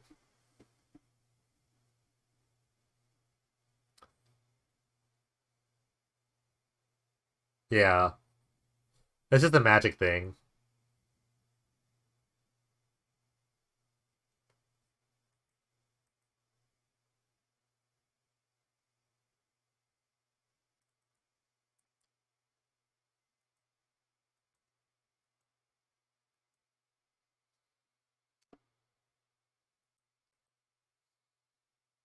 Yeah, Trevor just comes by and just like drops his like knowledge bomb and just messes up everyone. Then he leaves. He just leaves.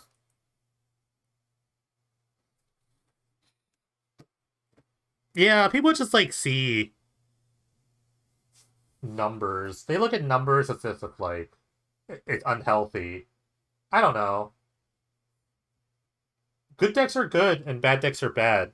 And definitely the bad decks should get exposed. But it doesn't mean that the good decks are like oppressive. Not all the time. I will say that Oko was last like, oh my god, this is such a bad idea. But that was just a design flaw. I think there's a lot of those these days.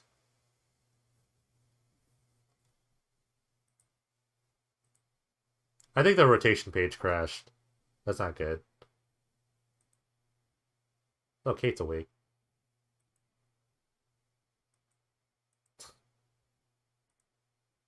What did...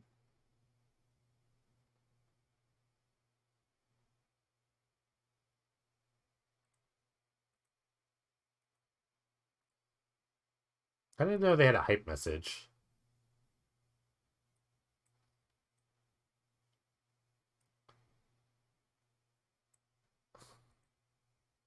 Trailblazer in. Riftbolt in. Hedge Mage, Lava Runner, and the last card. So, Jasath, rip.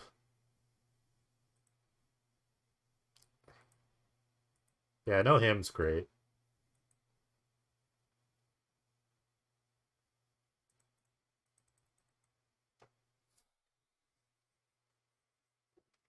Yeah, I mean, Kate's here now. She's fixing it.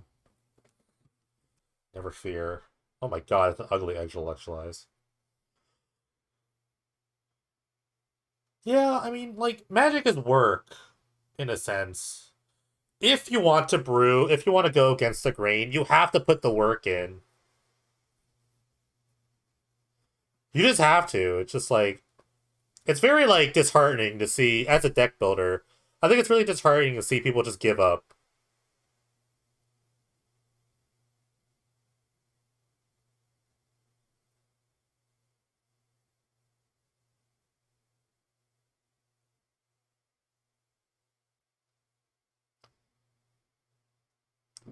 And I think it's like even if anything, it's even more like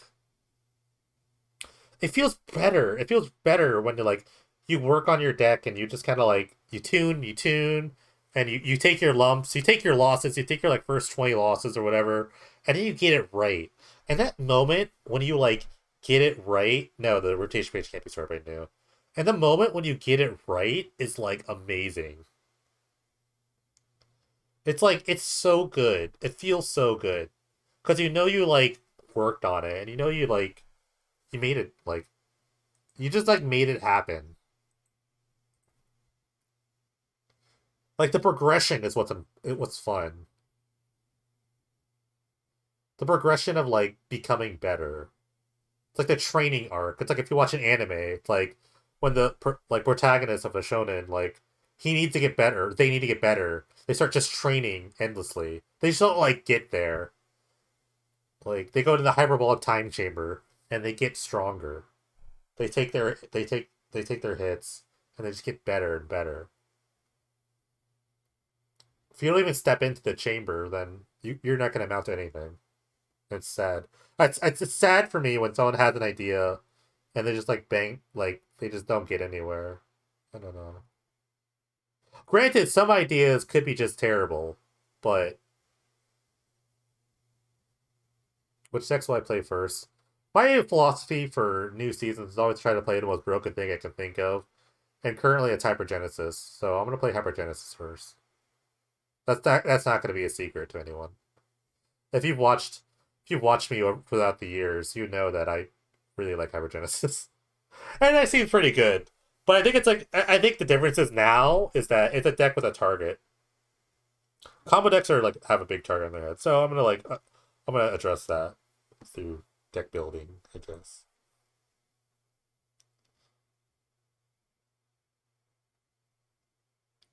So like the last check is in, but Kate is still doing some sort of like the last hour is basically like a bookkeeping hour where you try to like figure everything out and piece everything together. So we're just waiting. But yeah, definitely Hypergenesis. For me personally, also is that I don't really get started on brewing. I'm a visual person. I'm very much a visual person.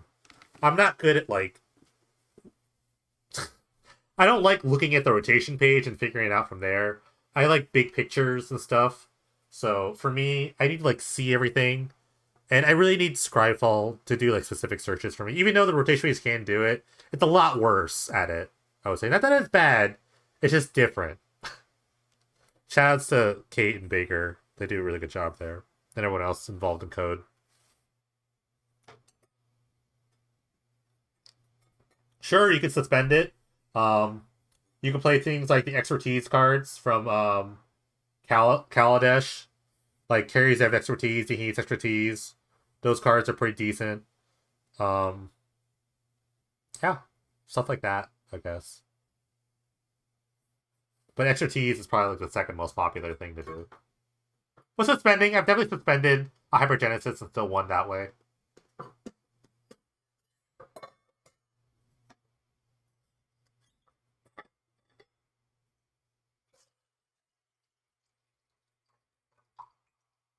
A lot of the backup plan is just casting the thing. Like I just cast the card. Um, but there's other things you can do at backup plan. You can play like Quicksilver Amulet or just sideboard in. I have an evil plan of maybe like I think really the plan could be like so have like the Jund colored cards be good, and then like sideboard into a Jund deck. Or like a Jund mid-range deck with a bunch of Bookart and Hellkites. That'd be so funny. Cause like if you go back to like my list, I'm gonna just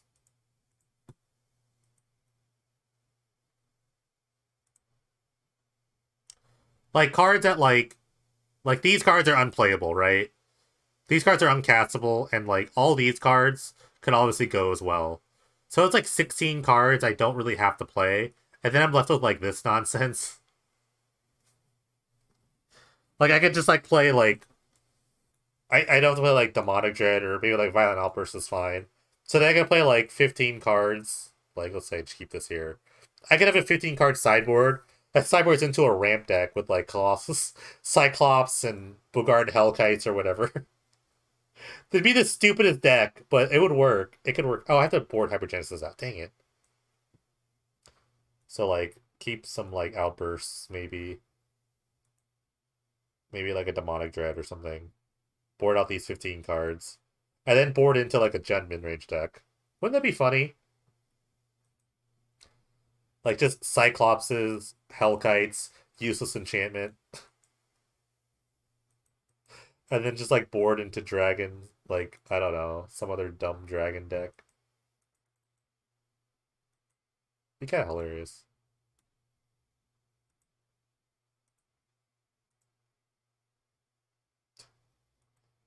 It's worked for me before. Trust me, I crushed a lot of people with just boarding into a Bant mid-range deck. Crushed a lot of people. Well, that was many moons ago. Like I'm gonna show. Wait, hold on. This is me like tooting my own horn here. Hold on. I'll never forget this, but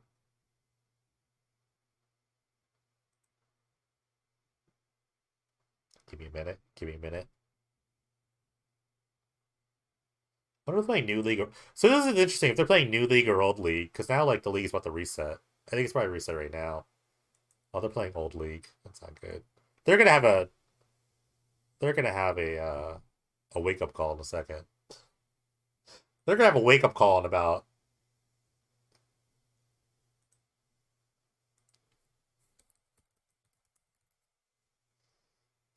season. Oh my God, show all. I have so many Hypergenesis videos. No wait, I need to look up Hyperwave.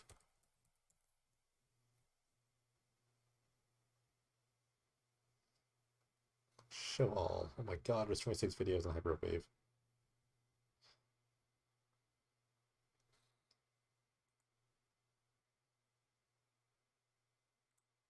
All right,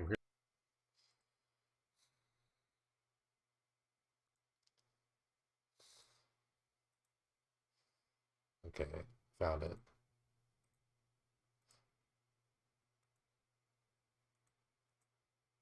So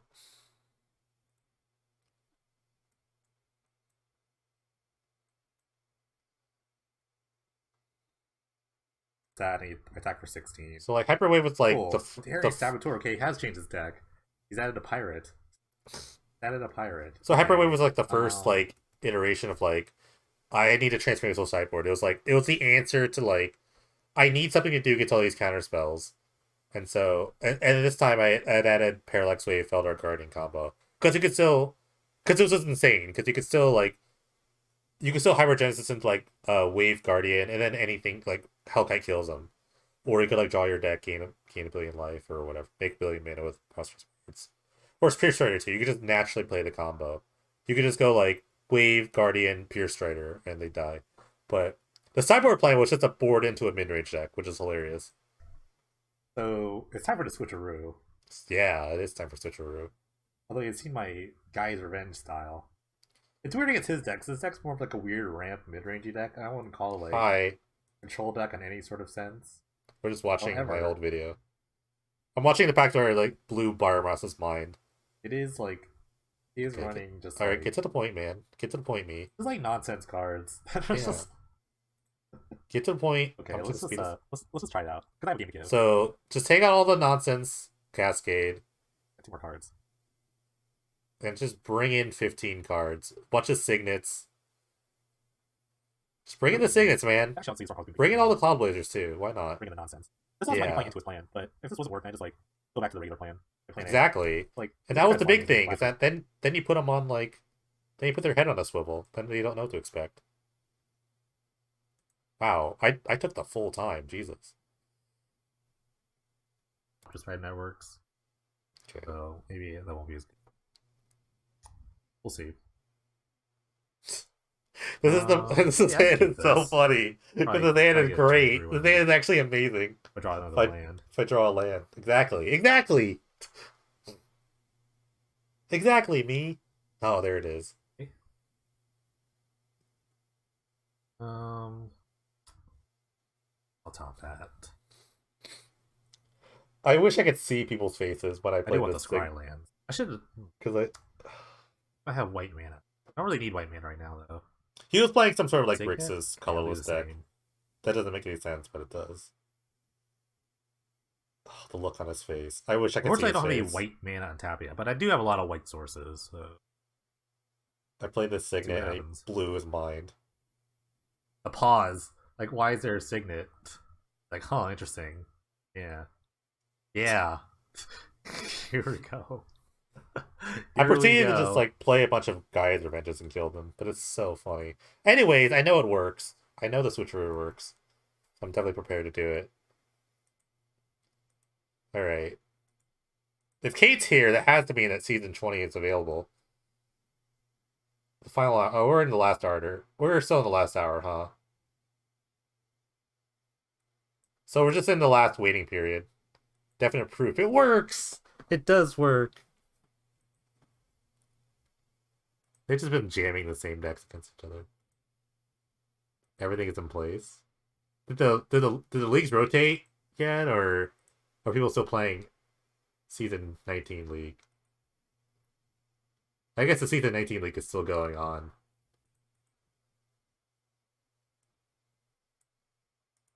I have to like let me look at this real quick.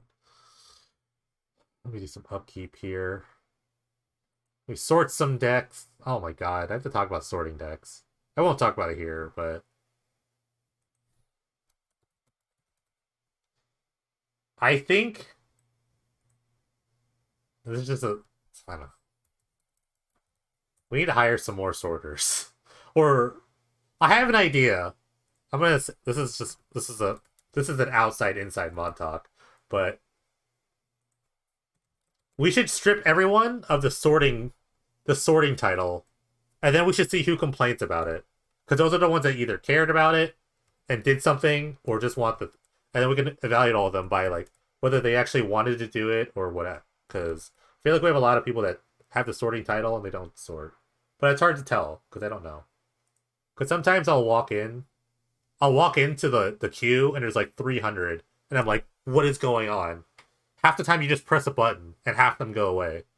So I'm like, I'm very perturbed about that. Yeah, so we have if you're sort of like,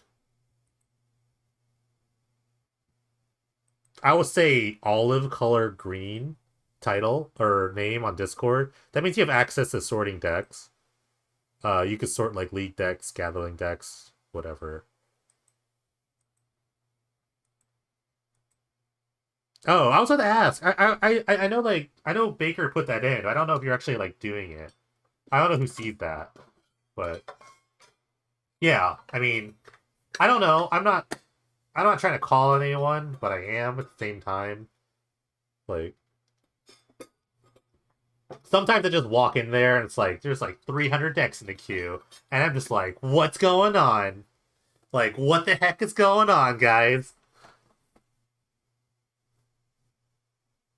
One of my favorite projects to do actually was to um so for the non-sorters or non-admin people, there's a button that's called search for conflicts, which means that like let's say you have two identical decks and one deck is labeled, let's say you have two identical blue-white control decks. One deck is labeled as control and one deck is labeled as blue-white control, Azorius control. That's a conflict because they're the exact same deck, but they're labeled as two different things. So that happens a lot. Some people just like have an opinion on something else. I think one of the most common ones is things about like fake rack versus like mono black mid range, and some people think it's mono black mid range. Some people think it's fake rack, which is both. They're both technically true, but one's more true than the other. I mean, the thing about and the thing about Baker is that he'll elect anyone. If you raise your hand and volunteer, he'll just elect you. But we never de-elect people. I think that's our problem, is that we don't actually like demote. Demotions are very rare. Promotions are very prominent. And there's actually a lot of knowledge you can gain um from having access to the site. Like you get to see what people are playing, basically. So I think it's like something that shouldn't be like touted. It should be just handed out, honestly.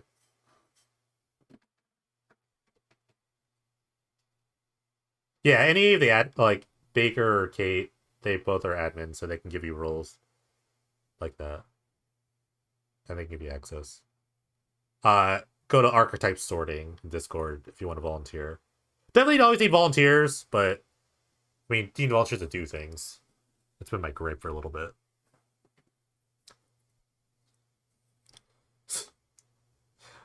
This wave deck needs Dosan so bad.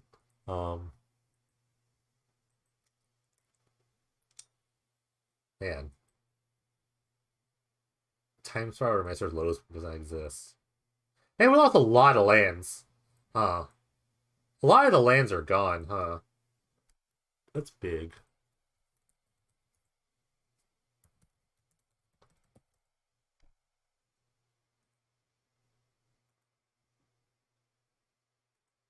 I'm actually semi-excited to play Opalescence. I might play that's first deck tech. I don't know. Opalescence seems like fun. This seems like really fun to play. Maybe. Like, you don't even, like, need other enchantments. If you just had, like, this and this, I think that's just, like, good enough. Like, Armageddon plus, like, 9/9s seem pretty great. I could play, like, O-Rings. Maybe we should just play, like, removal, like, O-Rings.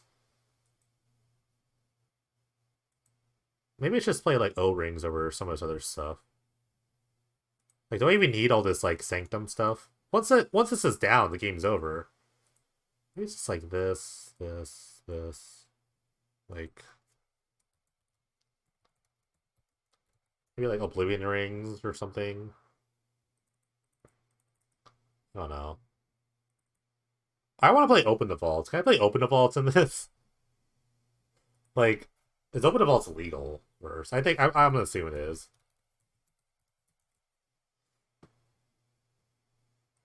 I don't even own Open the Vaults. Open the Vaults seems pretty great in this too. I don't know, somewhere around here. It seems good with Oath of Jace. Oath of Jace. It's like it's another way of just like doing this. The problem is it doesn't do anything else. The problem with this deck, it doesn't do anything else. It just tries to assemble these two things. Or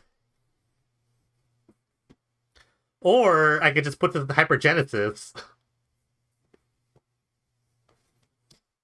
Oh my god, I could just Hypergenesis this out. What if I just Hypergenesis this out? Oh my god. That's genius. That's genius. Wait a minute. Wait a minute.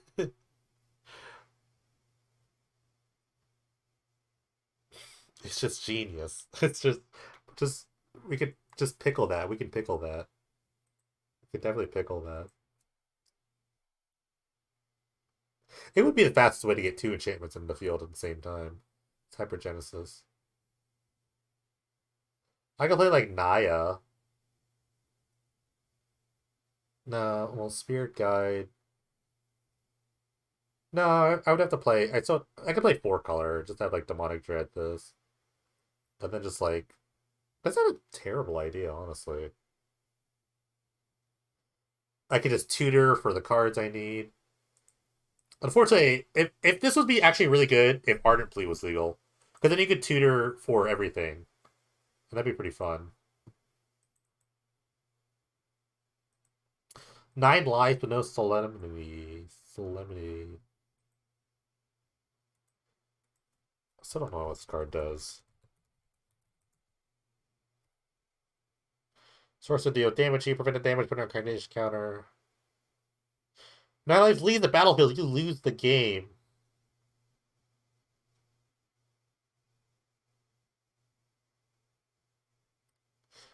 Why do people play like Hex Parasite or whatever? Could you just play Hex Parasite and just keep eating counters? Or like, well, Hexproof means that your opponents can't hit it, but you can still Hex Parasite your own stuff.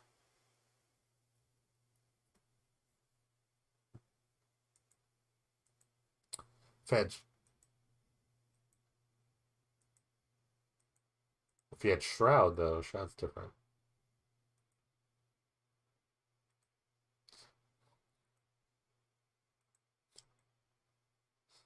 Thanks for guys watching, by the way. I've literally done nothing in the stream. I built like a couple decks and just kind of like complained for half the time. All right, some fair magic, some green mono green nonsense. But yeah, if you want my initial thoughts, like I've mentioned before, I think these are all the decks that this is the random analysis of everything that's happened. I think a lot of decks, a lot of new archetypes will emerge ad nauseum. Well, some archetypes will return. Some archetypes will become a new. Ad nauseum is gonna be the new big thing. Um, but yeah, there's some losses too. Obviously, like no wave for the wave decks. Reanimator it's probably really bad. Colossus is probably really bad now. No, like him for the mid range decks, which is a really big staple, I think. Which is really crazy because I think like Black Red mana is even better, but they losing him is really bad.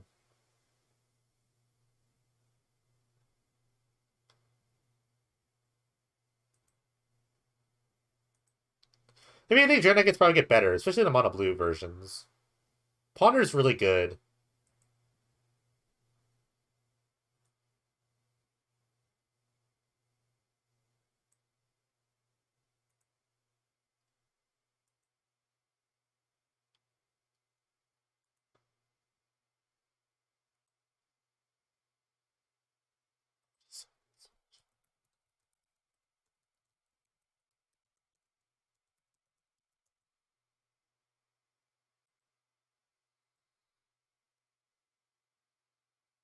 Yeah, everything is speculation at this point. In the end, it's about like my closing thoughts on season 19. I thought season 19 was great. I think there was like a clear. I thought there was like a clear hierarchy of decks, which I think I like. I don't know about you, but I actually like when you know what you know exactly what you're supposed to be facing on the top tables. So I actually like it when things are a little more defined.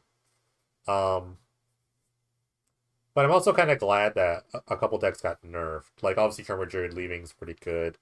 This just gives you like a weird like you have to play in a weird like unbroken nexus. Season 19 tier list. I mean, I think I've said this a lot of times on stream, but I think the top three best decks, not even by like also based on tournament experience and everything. In no particular order: Aggro Slide, Hermit Druid, Neoform Druid, Neoform Hermit, and Anvil Colossus. I thought those were the three best decks. I thought a tier below that was like Red Deck, Black Rakdos mid range, and like various Dreadnought decks were like in this tier below it. And Reanimator. I'm sorry, Mono Black Reanimator was also in that like probably like higher second tier, like or low first tier. Um, yeah, the Hermit deck's got a lot better over time. The Anvil Colossus deck was basically held up by one person, but it's still a really good deck. And Necrosite also got better through time too. I thought it was really funny that Red deck actually won the whole tournament. But I mean, half the decks were in top eight were red. Like almost half of top 16 was red. So or it was pretty close. Maybe like six decks were red.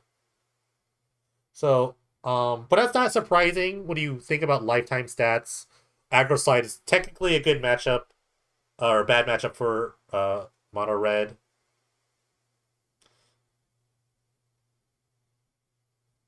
I don't know. I thought like I thought the season in the whole was good. I'm a little disappointed that my internet was just so bad that day. I felt like I could have made a run, and I was on pace to make a run, but that happens. Internet is a big deal for MTGO, so it's a little unfortunate. Ghost Riders was better too. But go to the YouTube channel if you want to see about my season 19 500 run, and also top 8 commentary with Crazy Bailout, Baker T, and myself. Definitely check out the YouTube. I'm trying to make like more weekly content. I think I was pretty good. I was doing okay with like once a week content. I might try to bump it up to two. People really like the top 8 commentary. Like I've gotten a lot of good feedback about the top 8 commentaries I randomly do. So I think I'll put more of those on YouTube, whether it's like stream rips or just like me doing it like on my own. Definitely want to bring in people to bounce ideas off of Crazy Bailout I talk to a lot. Baker I talk to a lot. So if they're willing, we definitely like do some collaborations like that. Um, but yeah, definitely. But the same old deck techs. Some more deck techs, more top 8. I want to do more like top 8 commentary. I think those are like resounded pretty well, and people like hearing other people's ideas. I think a lot of people just like hearing other people than me spout off about like ideas. I'm definitely trying to branch out more to like the main subreddit of Magic TCG.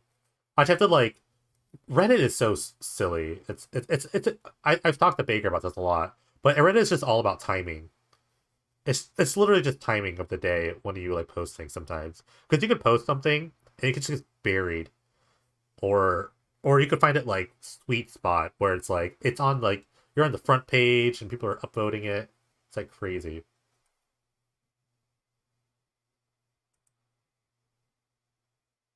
Yeah, I mean like YouTube gets slow. I think the secret of just like expanding is definitely YouTube. You need to. I started when I started doing content. Oh my gosh! When I started doing content in general, I did both at the same time. I was doing YouTube videos first. I actually did YouTube videos first, and then I did stream. No, I did streams first, and then the streams supplemented the YouTube. But it's almost the other way around sometimes. If anything, you start the stream, but you use your streams as like YouTube content. That's how you should actually do it. Um,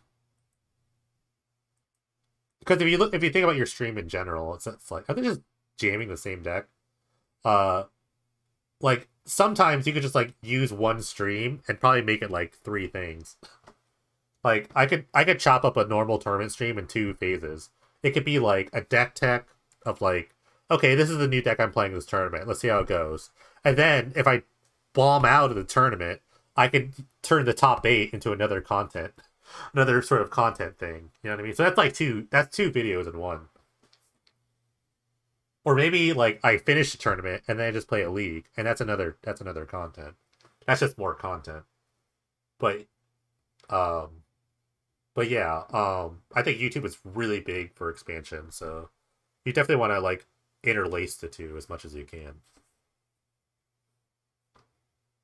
Because I have people that just watch YouTube, and I have people that just watch the stream, and sometimes they merge together, and it's kind of cool. A lot of people on YouTube don't have the time to play Penny Dreadful, or it's like not in their time zone. That's what people told me a lot. So they actually enjoy like the separate types of like content.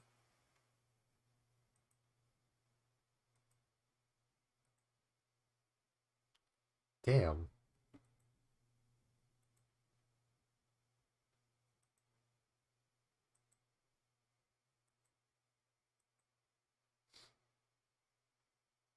damn, Flago's done a lot of sorting. Kate just showed me like a little infographic on like sorting. I'm third in sorting. I'll take that. Surprisingly, this is surprising. Wizarding has had the most sorting, and then it's Flacco, then me. This is actually very impressive. The drop off is really bad. I'm gonna say this. Not bad, but it's like I'm in the 5 digits. I'm the lowest one. I'm the lowest of the 5 digits. And then there's like 3 people in 4 digits. I'm not gonna call them out. And then after that, it's like 3 digits. But the 4 to 3 digit is a kind of a big gap. Like the last person in the 4 digit number triples the person in the 3 digit number.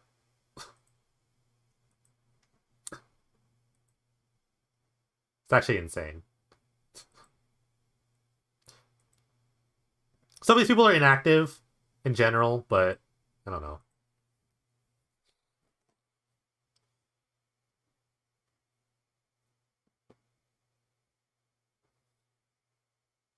Soldiers. It's actually really funny to see just like this whole deck probably was legal last season. The soldier deck.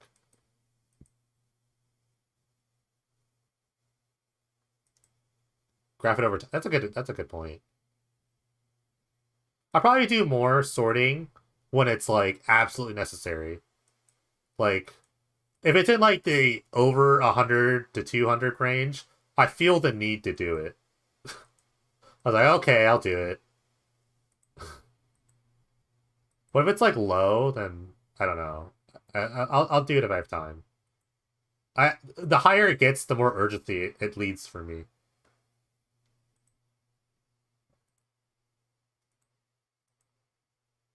But yeah, I mean, a lot of these decks just like are copies of old decks. Ooh, we do have the data. Oh no.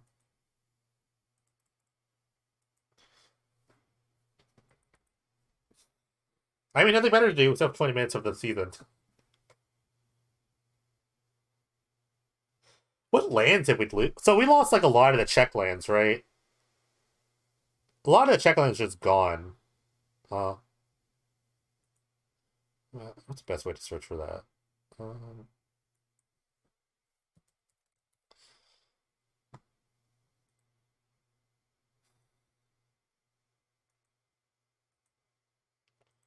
T land. EM10. So just Dragon Skull Summit. So we lost blue white, blue black.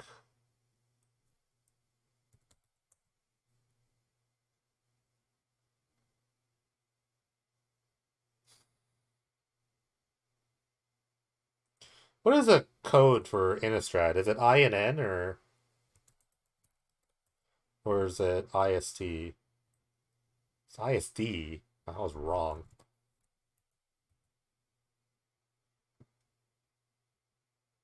Okay, so we lost all like the enemy ones, right? Yeah. That's fine. I think like nothing gold could stay. I agree with that. So I think that's okay. So we're back to like crap mana.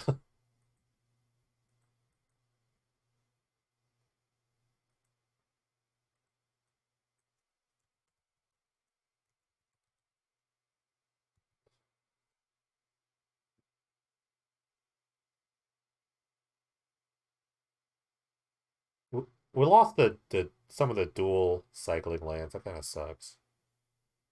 I would have played a shelter thicket for sure. Irrigated farmland missed too. Very close. Do I play the tap fetch land? Some people do. Some people like playing like the blue ones with Mystic Sanctuary, which is a pretty good combination. Is it Sanctuary? Is that I don't think it's Sanctuary. Which is not. Is it legal? No, it's not legal. But I mean, I never played fetch lands with Brainstorm. I didn't believe in that. I thought it was like I thought it made your deck a lot worse. What do I know though? I played six ways to shuffle my deck with my Brainstorm list. It did okay. Um, just okay, I guess. Oh, Mindcrank. I think I said it before. Mindcrank's gonna be really good.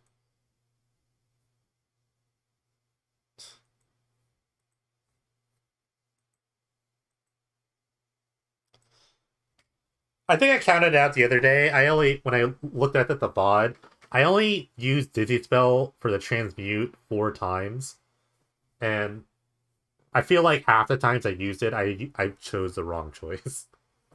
But in my testing, it was very good. Like I get a lot of like green decks. Like I play a lot of elves decks in my testing for some reason, which is why I played Bluster Squall because I realized that was like a terrible matchup, like decks like that. But a lot of times I would just use the front half ability, which is just the give creature -3/-0, and it saved my life so many times. That's a very underrated part of that. Also, flip the Delver, just great. This is a big Westvale cult leader.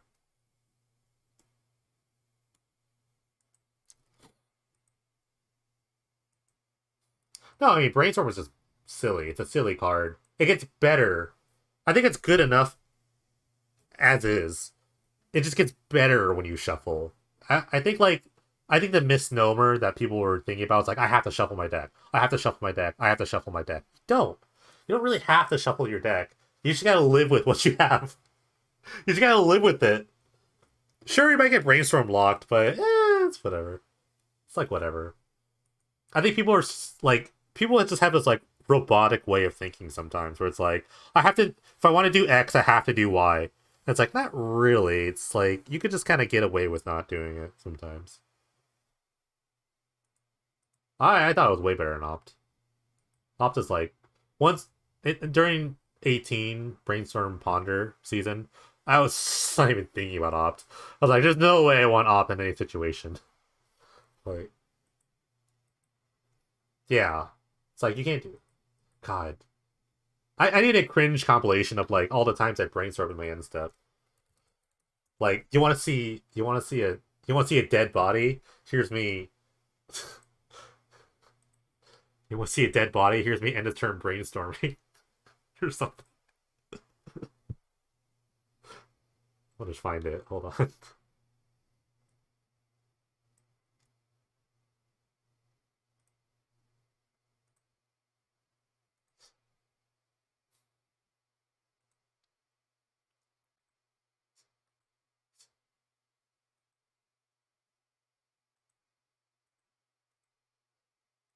I probably start doing it in the later rounds.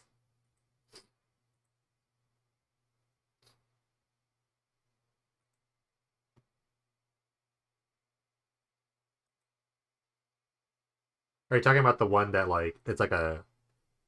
Are you talking about the one that's like a divination but it exiles a card? That seems pretty gas actually.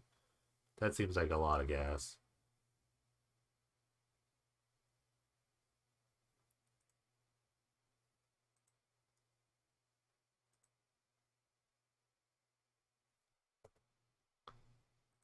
I can't find any. It's hard to find an end of term brainstorm. I probably did it only like once in the tournament. I definitely did it. I remember keeping one landers and I was just like, oh, I need this brainstorm to hit. And I was like, oh, it hit. It hit really well. I got super lucky. I got like absolutely incredibly lucky like 7 times in this tournament. What should you play first? Whatever you feel like.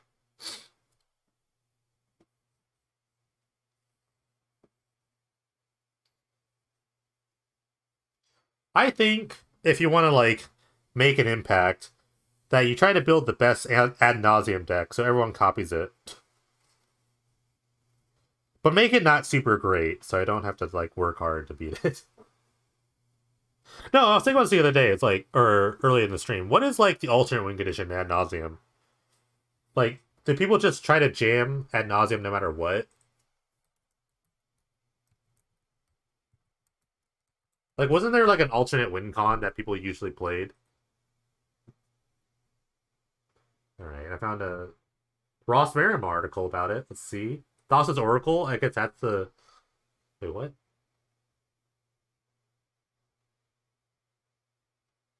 So Thassa's Oracle is the alternate win con.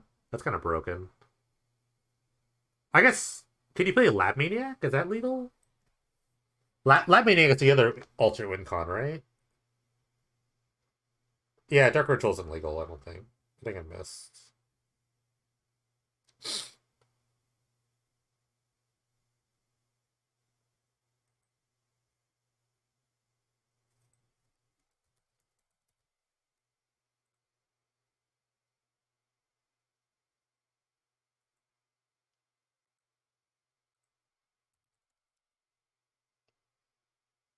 So I guess you could like Lab Maniac ad nauseum somehow, but you still need Angel's Grace for that,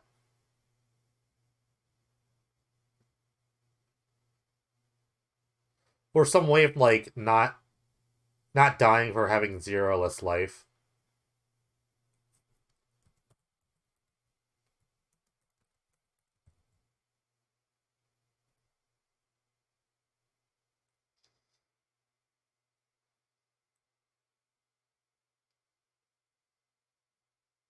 Wait, wait, I got it. Just play Transcendence. Easy. 6 mana enchantment. You don't lose a game for having zero less life. Easy. Platinum Angel? Sure. Platinum Angel, get that in play. It's even bigger. Is it legal? It is still legal. Perfect. Platinum Angel, ad nauseum your deck. Win-win. We did it. We did it. Play Labman. Did it.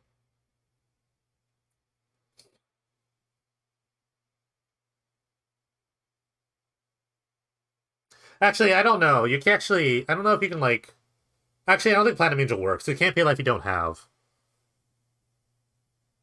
Um I don't think so at least. Well, no, that doesn't work. Cause that's how that works with the vaccine in life. No, you don't you lose life. You're not paying life, you lose life. So yeah, you could do it with Platinum Angel, never mind. So yeah, Platinum Angel, Transcendence.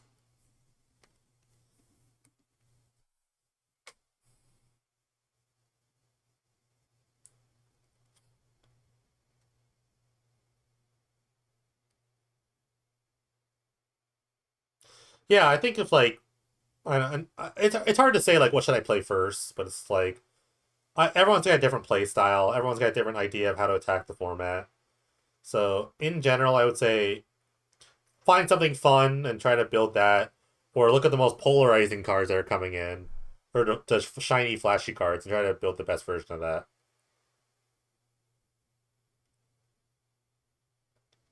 Oh, Devoted Druid's legal. Devoted Druid, really?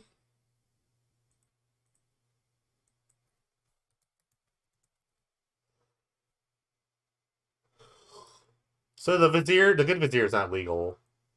I know there's like you can go infinite with it. I just forget how. Yeah, it's way too many clicks. I hate clicking things.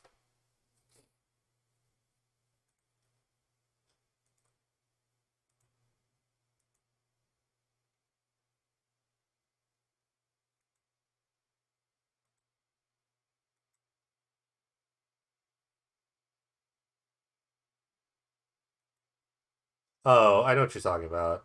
It's like freed from the real. Isn't there like freed from the real or something like that? One with the stars? Oh,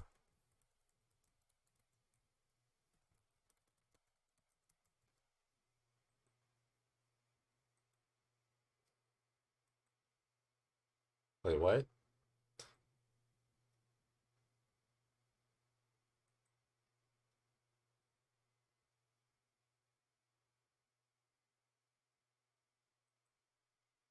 I don't know.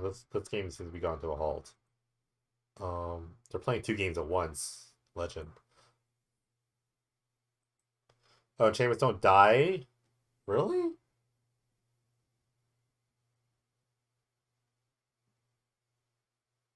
That's silly. That's actually a silly, fun combo. But what do you do with infinite green mana? It's a real question. What do you? Can you like deck yourself with like Genesis Wave or something? Staff Domination is not legal, I don't think.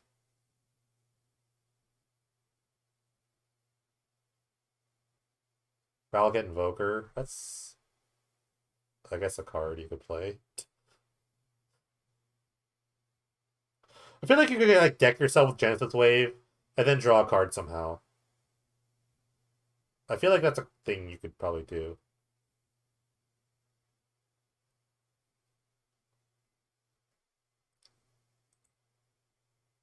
But you have to play like all permanents, right? Just like put some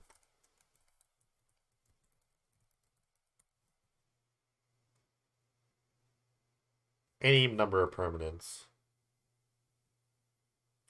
Yeah, I think Affinity's gonna be really good. I mean, I definitely built a list here.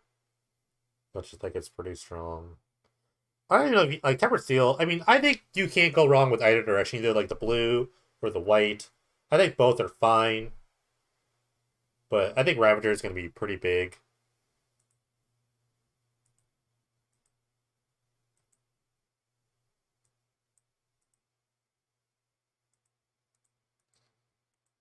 Yeah, me, I'm gonna start with Hypergenesis and work my way down to the depths.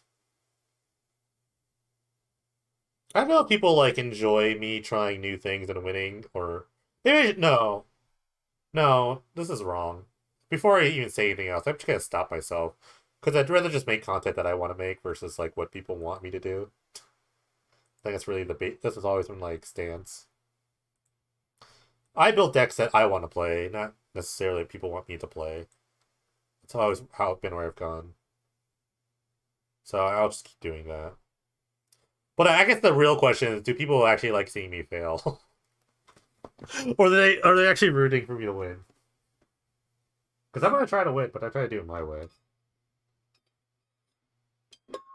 Which is why I hardly play like the top deck unless I build it. Like I've always gone against the grain. I don't know if that's for the better or for the worse, but it's for the better or the worst eventually. I mean, I spiked one big tournament. I think that's what I've got. I'll take that under my belt. I'll definitely just take that and run with it.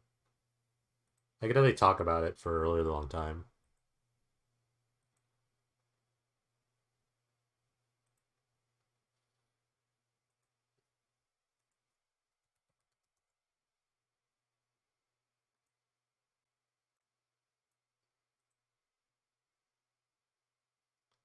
Should I be the first one to register Snow Covered Island? We should play regular islands.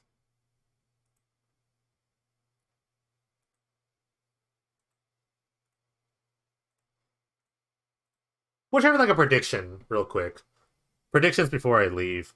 Like, what's gonna be big? Okay, that's a good idea. Um, because I'm gonna end the stream in about like next 10 minutes.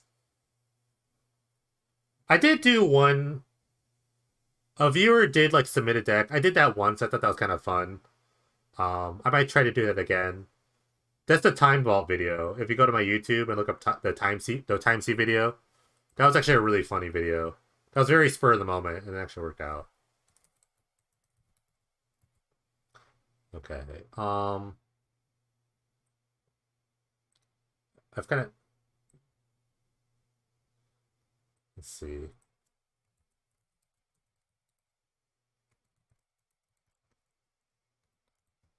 I'll resize this. Don't worry, I know it's huge. All right. What are my predictions for season 20? Okay. Well, and let's do this. Let's do this again when I come. We can visit his back. I'll look at his back when I before the season even starts.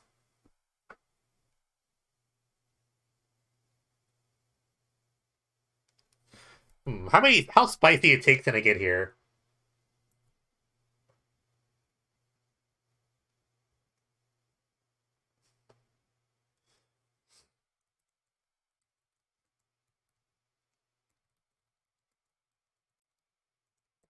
All right. One, I think Affinity will be the best aggro deck. I think it has the most tools. I think it has the most broken cards. Just looking at this as a whole, I think it'll be pretty amazing.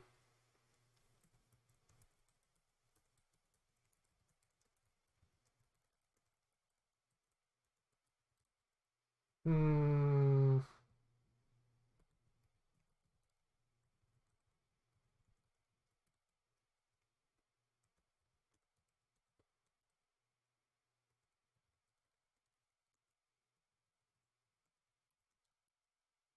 Yeah, this is probably true.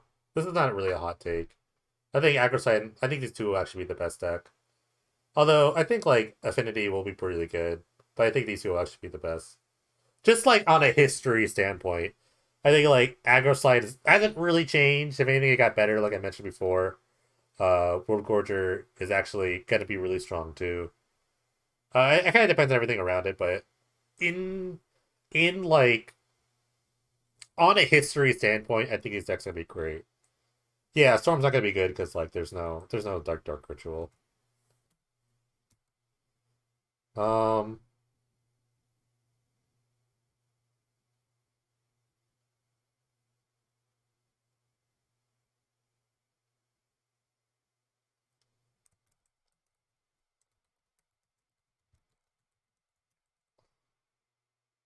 this is a big one. This is super true. This is gonna be overplayed because people are gonna think Simmons Mirror Guide and the things are great. It's gonna be overplayed, but eventually discarded because the blue matchups are too hard. I think people just give up on this deck super quick. Like I think Hypergenesis is the one deck that people just give up on so fast. From the start, it's gonna get played a lot because it seems really good and it does look really good. I think it's actually a pretty strong deck. If it's overplayed, it's probably obviously my fault. Yeah, it's really true. Um,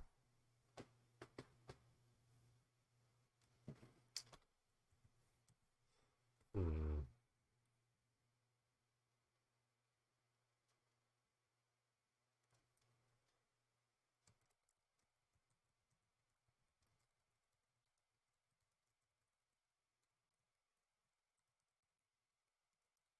I think this is like a lukewarm take, but out of these like four decks, I don't think any of them will win the or the kickoff that's in a week from this Saturday. Um, I think there's just a lot of variance involved in winning a tournament. I think like a very solid deck like red deck will probably be really good. But when that's Crush Genesis, not really. Not if you sideboard correctly, I think. But yeah, I don't know if like I think all these decks are like capable of winning, but I don't think any of them will win. I think these are just like all on people's radar. I think people are just gonna bring either like Shatter Storms, Tormod's Crypts, or like other things that beat aggro slide and like just counter spells through Hypergenesis. So like I don't know. Who knows what could win?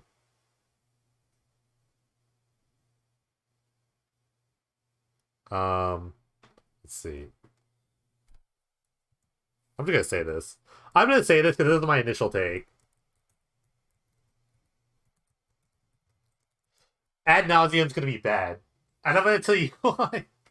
Because if you just like stop the ad nauseum, how could they win? How could they actually win? I think it's actually super linear. I think other decks like Storm, like other like if you look at other combo decks, I like I think World Gorge is also really linear, but um and other win conditions. But I think ad nauseum's just like super super linear. I think it's just like a one trick pony. Um, but if you just stop ad nauseum, I have no idea as at this point how they could actually beat you. If you just like counter the ad nauseum or you exile them through some more side effect, I think it's just gonna be not good. I think people get like really disappointed in the very beginning. And everything is there. It's almost like a modern deck. Everything is basically there, but I don't think it's gonna be that great. I'm not super stoked about it. I'm not gonna try playing it at all.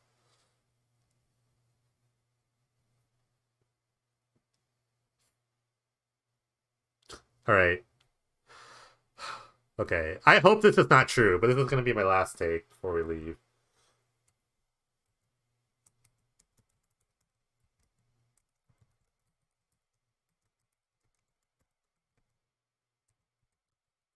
There. I think it's possible. I think it's actually super possible that we could see another red deck season. For some weird reason. It just could happen. I'm gonna say they're the odds on favorite. They never really lose anything. They never really gain anything. And this is only not true if Hypergenesis is actually really good.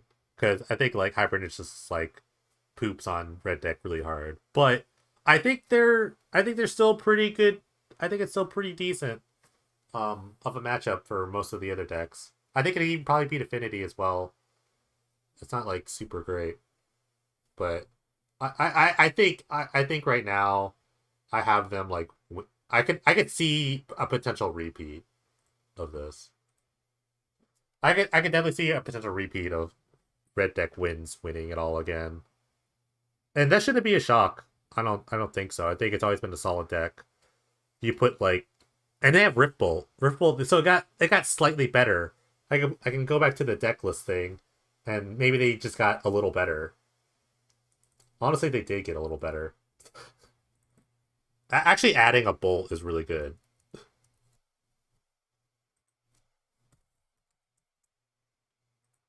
So yeah, they lost price, but they gained a bolt. So I guess it's like it's. I think I'd rather have a bolt than a situational burn spell. I'd much rather have a bolt, another bolt, than a situational burn spell.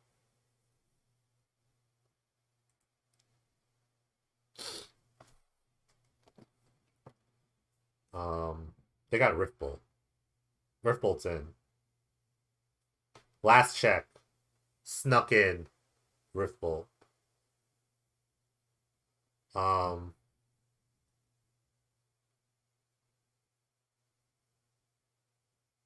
yeah, I don't know. I don't think I have any other crazy takes for this season. Um,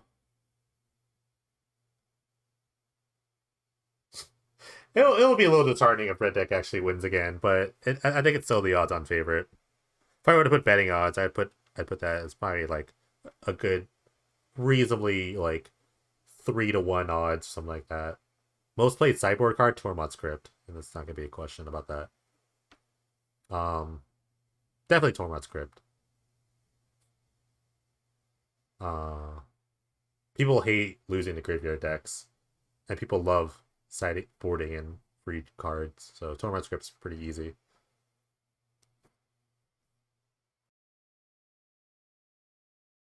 My throat is so dry. I don't know. Wow. All right, let's see. Let me just rebooted the site. We're still just kind of fooling around, waiting. When is the kickoff? A week from this next Saturday.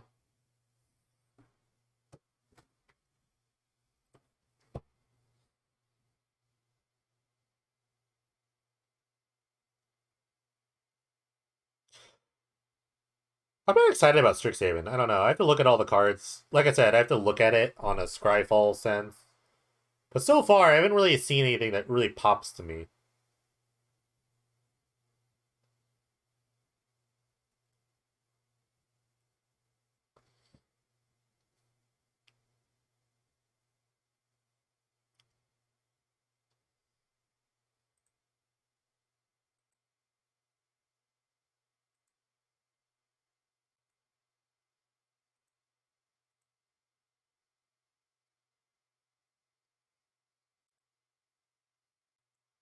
Solve the equation, you mean?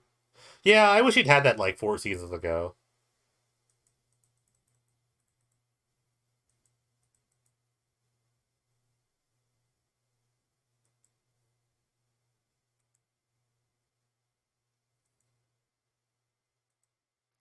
It's basically like a super slow merchant scroll that is probably good enough for Penny Dreadful.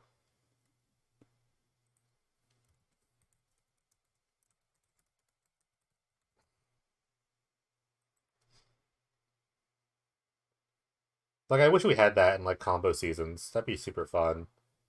But it's probably gonna be like the worst right now. One card I will say that I did like was like the Phoenix that comes back when you learn or whatever. That card seemed super interesting. And like some weird like blue red shell or something.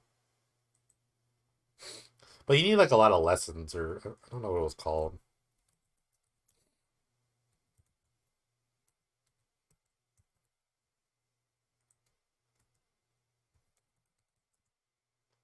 Retriever Phoenix. Like instead of learning, I guess you need like a learn deck, and then you just get it back.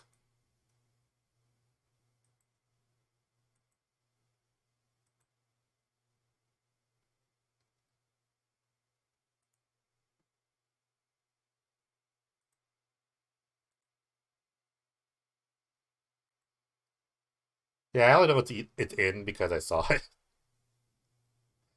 I have no more hot takes here. These are pretty decent takes. I actually think they're pretty decent takes. I actually really do like Affinity though. I think Affinity just has all the pieces for it to be really, really good.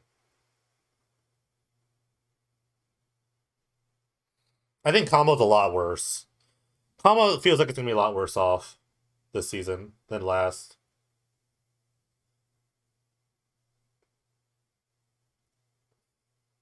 Who knows? I watch Reitzer play like 7 times a day.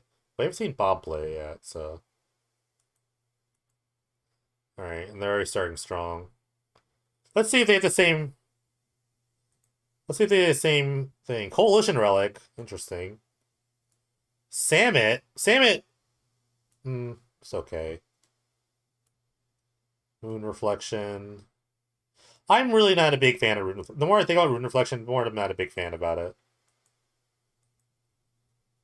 Alright, I guess this kills, though. Okay, yeah, Rune Reflection Torgar is pretty decent. It makes Rune Reflection a bit better for going this route. It's also castable, so it's not too super bad.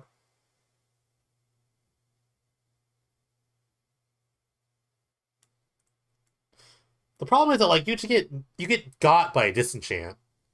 If they have disenchant, this plan falls apart. That's what I don't like about Rune Reflection.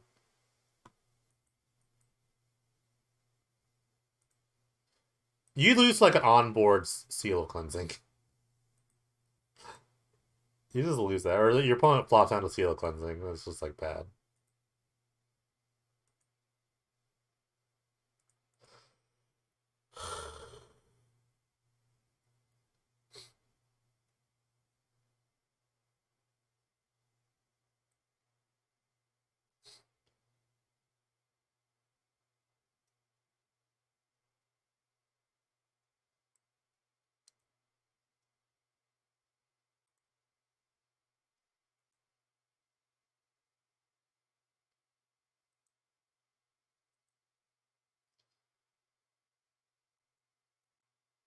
Yeah, I mean, I think the upside of this card is that it's very castable in a late game situation.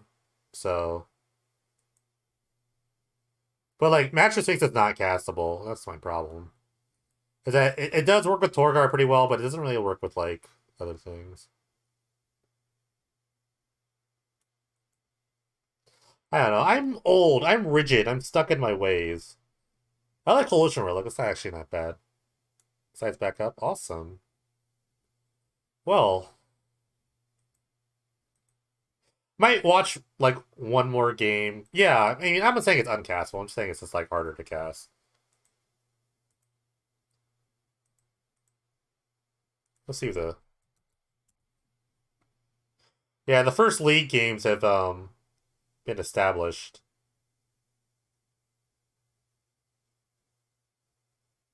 Oh, Nixley Slam is legal now. Ooh.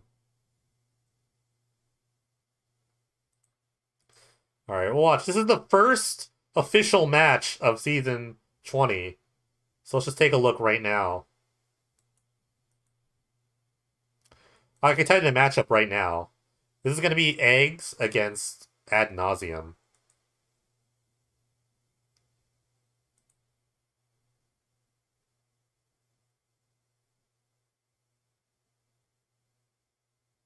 So this is going to be a boring matchup.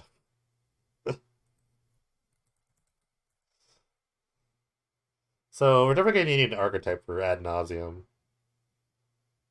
I feel like this is bound to happen. For now, we'll label it as combo.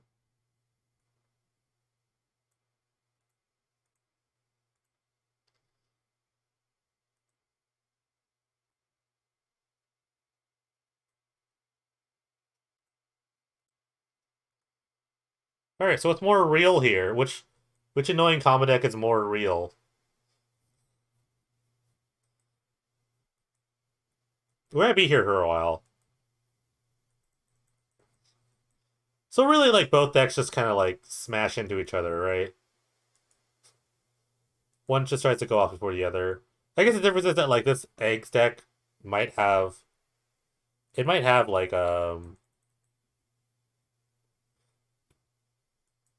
God, Lotus Bloom is kind of insane with eggs, by the way. Just realized that. With Sunrise and Faith Reward. That's actually kind of insane. Apparently having black lotuses all the time is really good.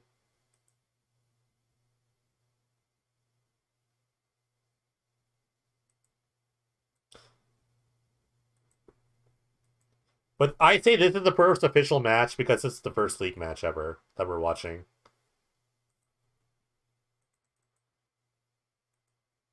Yeah, I hear Black Lotus is actually decent. Wargate? I love it. I love it.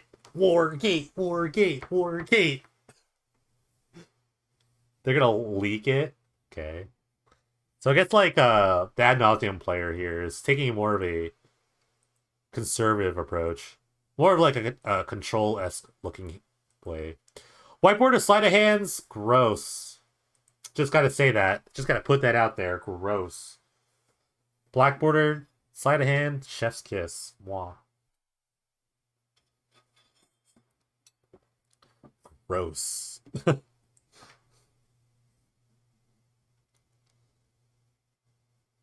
I love Wargate in this list. I think it's great.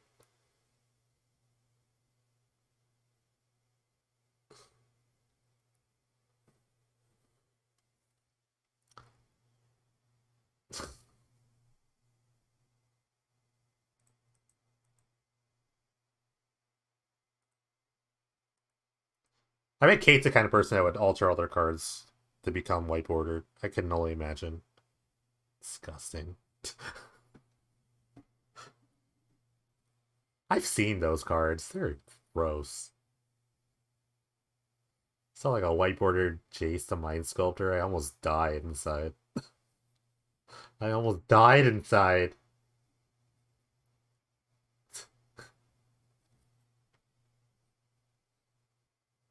Alright.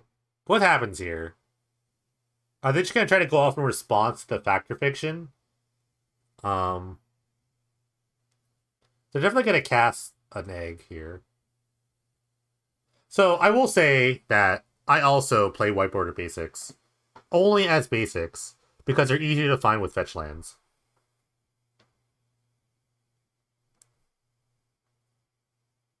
But all the other cards, I try not to have whiteboarded unless I can absolutely not avoid it. Because like I played Modern usually in paper, so when you're fetching for a land, it's very easy to find a whiteboarded land. That doesn't mean I would go through all my lands and whiteboarded them. No way will I would do that. All right, Factor Fiction. What they take? They took a Ponder and a Temple. I think they're holding the Sphere for maybe finding an Ad Nauseam. You really need Ad Nauseam, Angel's Grace, and kind of go off. So you need the white mana.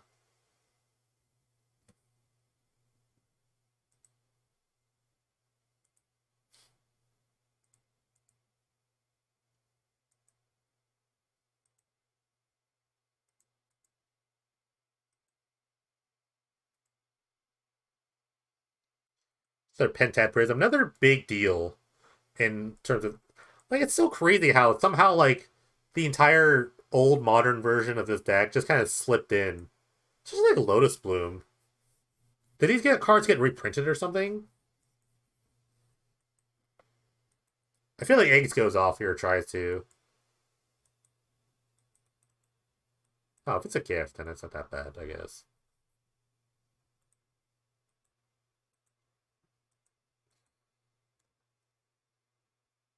Alright. It's gonna be a bit annoying if they see another lapse or leak. Leak is not a big deal, but lapse is really big here. Wargate? Isn't the this is a Wargate, I love it. I love it. Alright, Wargate tutoring for Lotus Bloom is pretty sweet.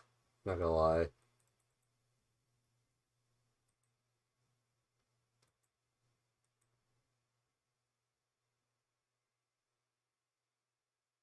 It's a reshape, maybe? Alright, reshape. Reshape could go fine. I guess Pirate Spellbomb? Oh, they find another Lotus Moon, of course. What am I thinking?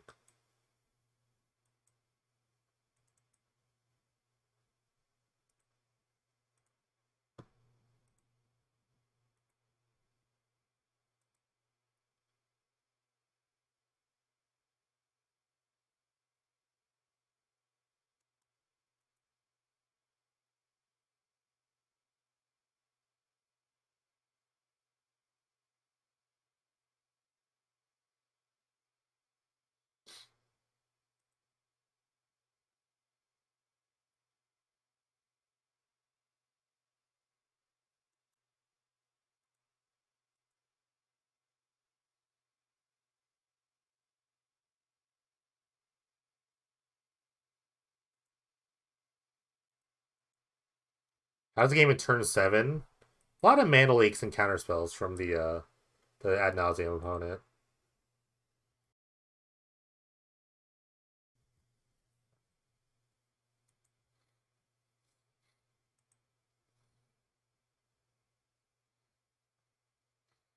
The game is probably over if they don't have another answer. Which, I mean, they would have countered the first thing, right? They definitely have like a loop with spell bomb. It's definitely like the worst way to win, though, right? So they could also have Lab Man at some point.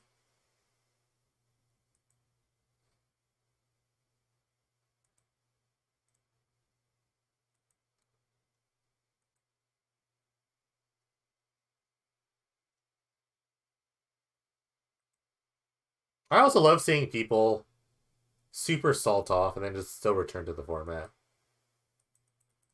Also for them to just to probably salt off again. All right, Angel's Grace is big. They can't lose the game. It says that on the card. Hard to respond to as well.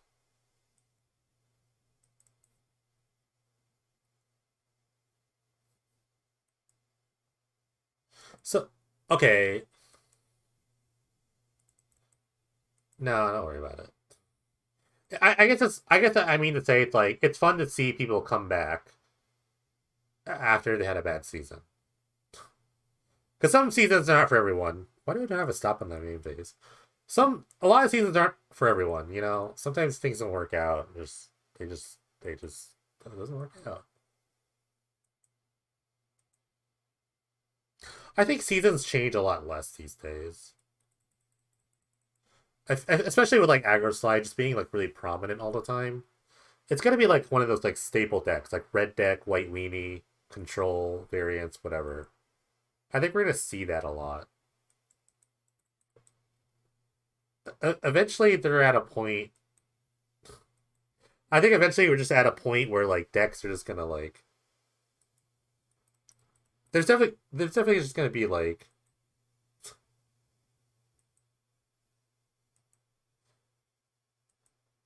There's just gonna be like a point where it's like you have to expect like 7 decks, 7 to 8 decks,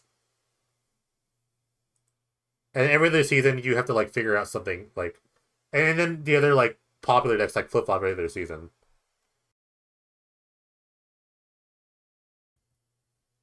Like World Gorger's gonna bounce in and out of the format, right? Um, Things like that. Like World Gorger was not present last season, season before. I don't know.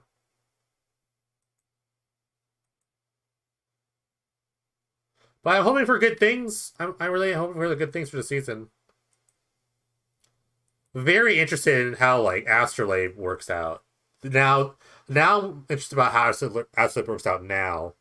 I don't think it's going to amount to that much, but I'm still interested in it. Hello, how are you? You're catching the later end of the stream. I'm only watching its one match, and I am leaving. So this is actually the last little part of the stream. I do have to sleep.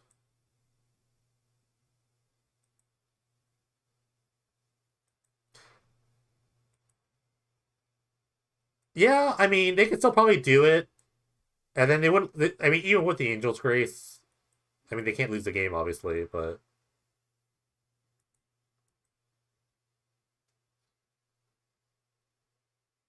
Okay.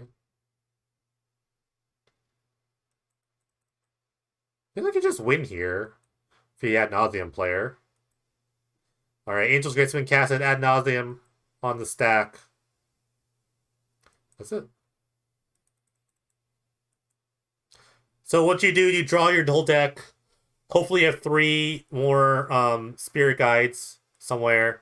Then you have lightning storm. Actually, you only need 2. We have Pentat Prisms. Be fine. You need 1. Then you discard all your lands of lightning storm.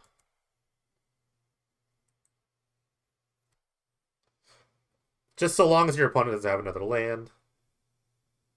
The redirect should be fine.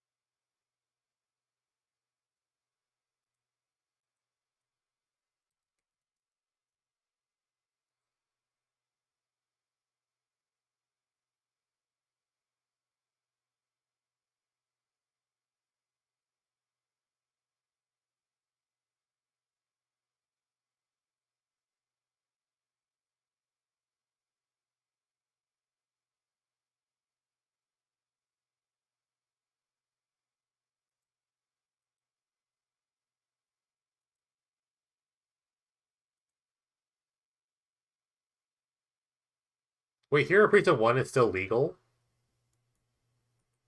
That made it? Huh. Guess so.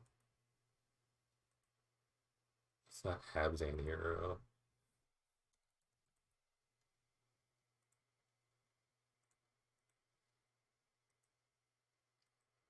I mean, Eagles Grace effect you have to run all four of them.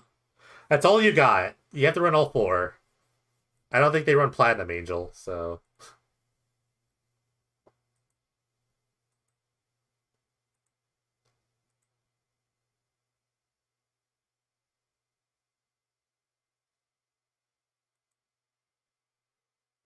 Alright, Wargate finds a bloom. That's pretty big. I'm loving Wargate. Maybe it's because I love Wargate in general. With mana value! What is this? Where's that converted mana cost? Give me back bring back converted mana cost. Bring back converted mana cost. Bring back converted mana cost. Alright, this Lotus Boom's about to pop off. I think. Okay, so Phantom does mean they could have another counterspell, like a negate. Now it's sideboard, it's like having Dovin's Veto or something. Alright, here comes the Lotus Bloom. Think of the characters. No! It's 2020.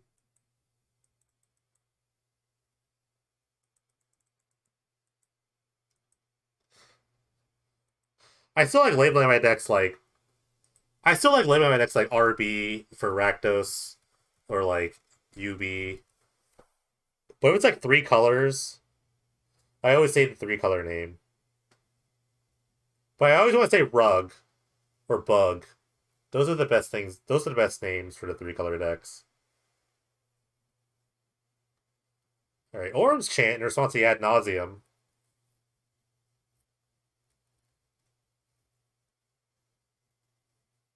Which means I guess nothing. I guess you could like draw like a couple of cards. You could just like value Ad Nauseum at this point in response to the Orm's Chant. Alright, Test of Talents are gonna take that. Or Ad Nauseum, they're gonna take that. Fact of Fiction, they'll take that. Angel's Grace, they found it again. They'll take all of that. So they really have enough cards, they'll kind of keep going. They're gonna keep going a little bit. Land, land, land. 3 lands in a row. Pentaprism goes to 6. Alright, they're gonna stop there. Now that's a pretty good value Nauseum, I would say.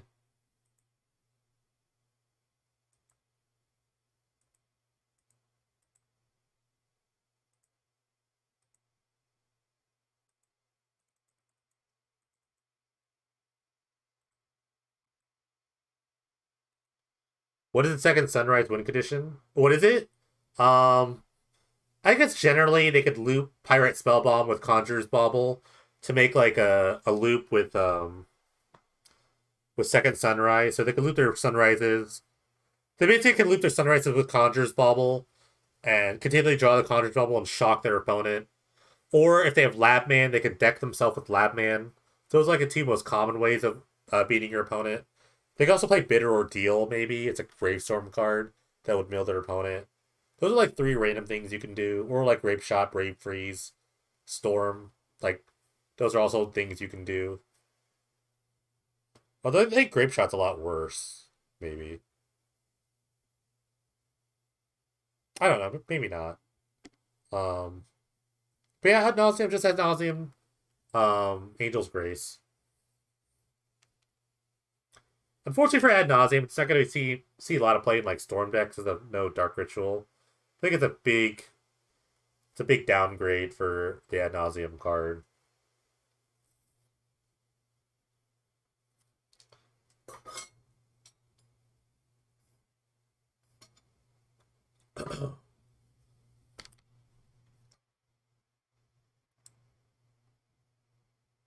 I like Wargate in this list, but I don't know if it's like super necessary sometimes. I guess I just find Bloom really quickly. But it really, I mean,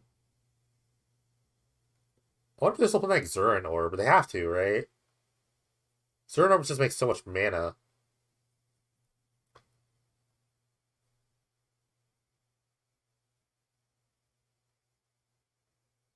All right, Wargate for one. Um, I guess it's a Conjurer's Bauble or a Chromatic Star. That's not bad.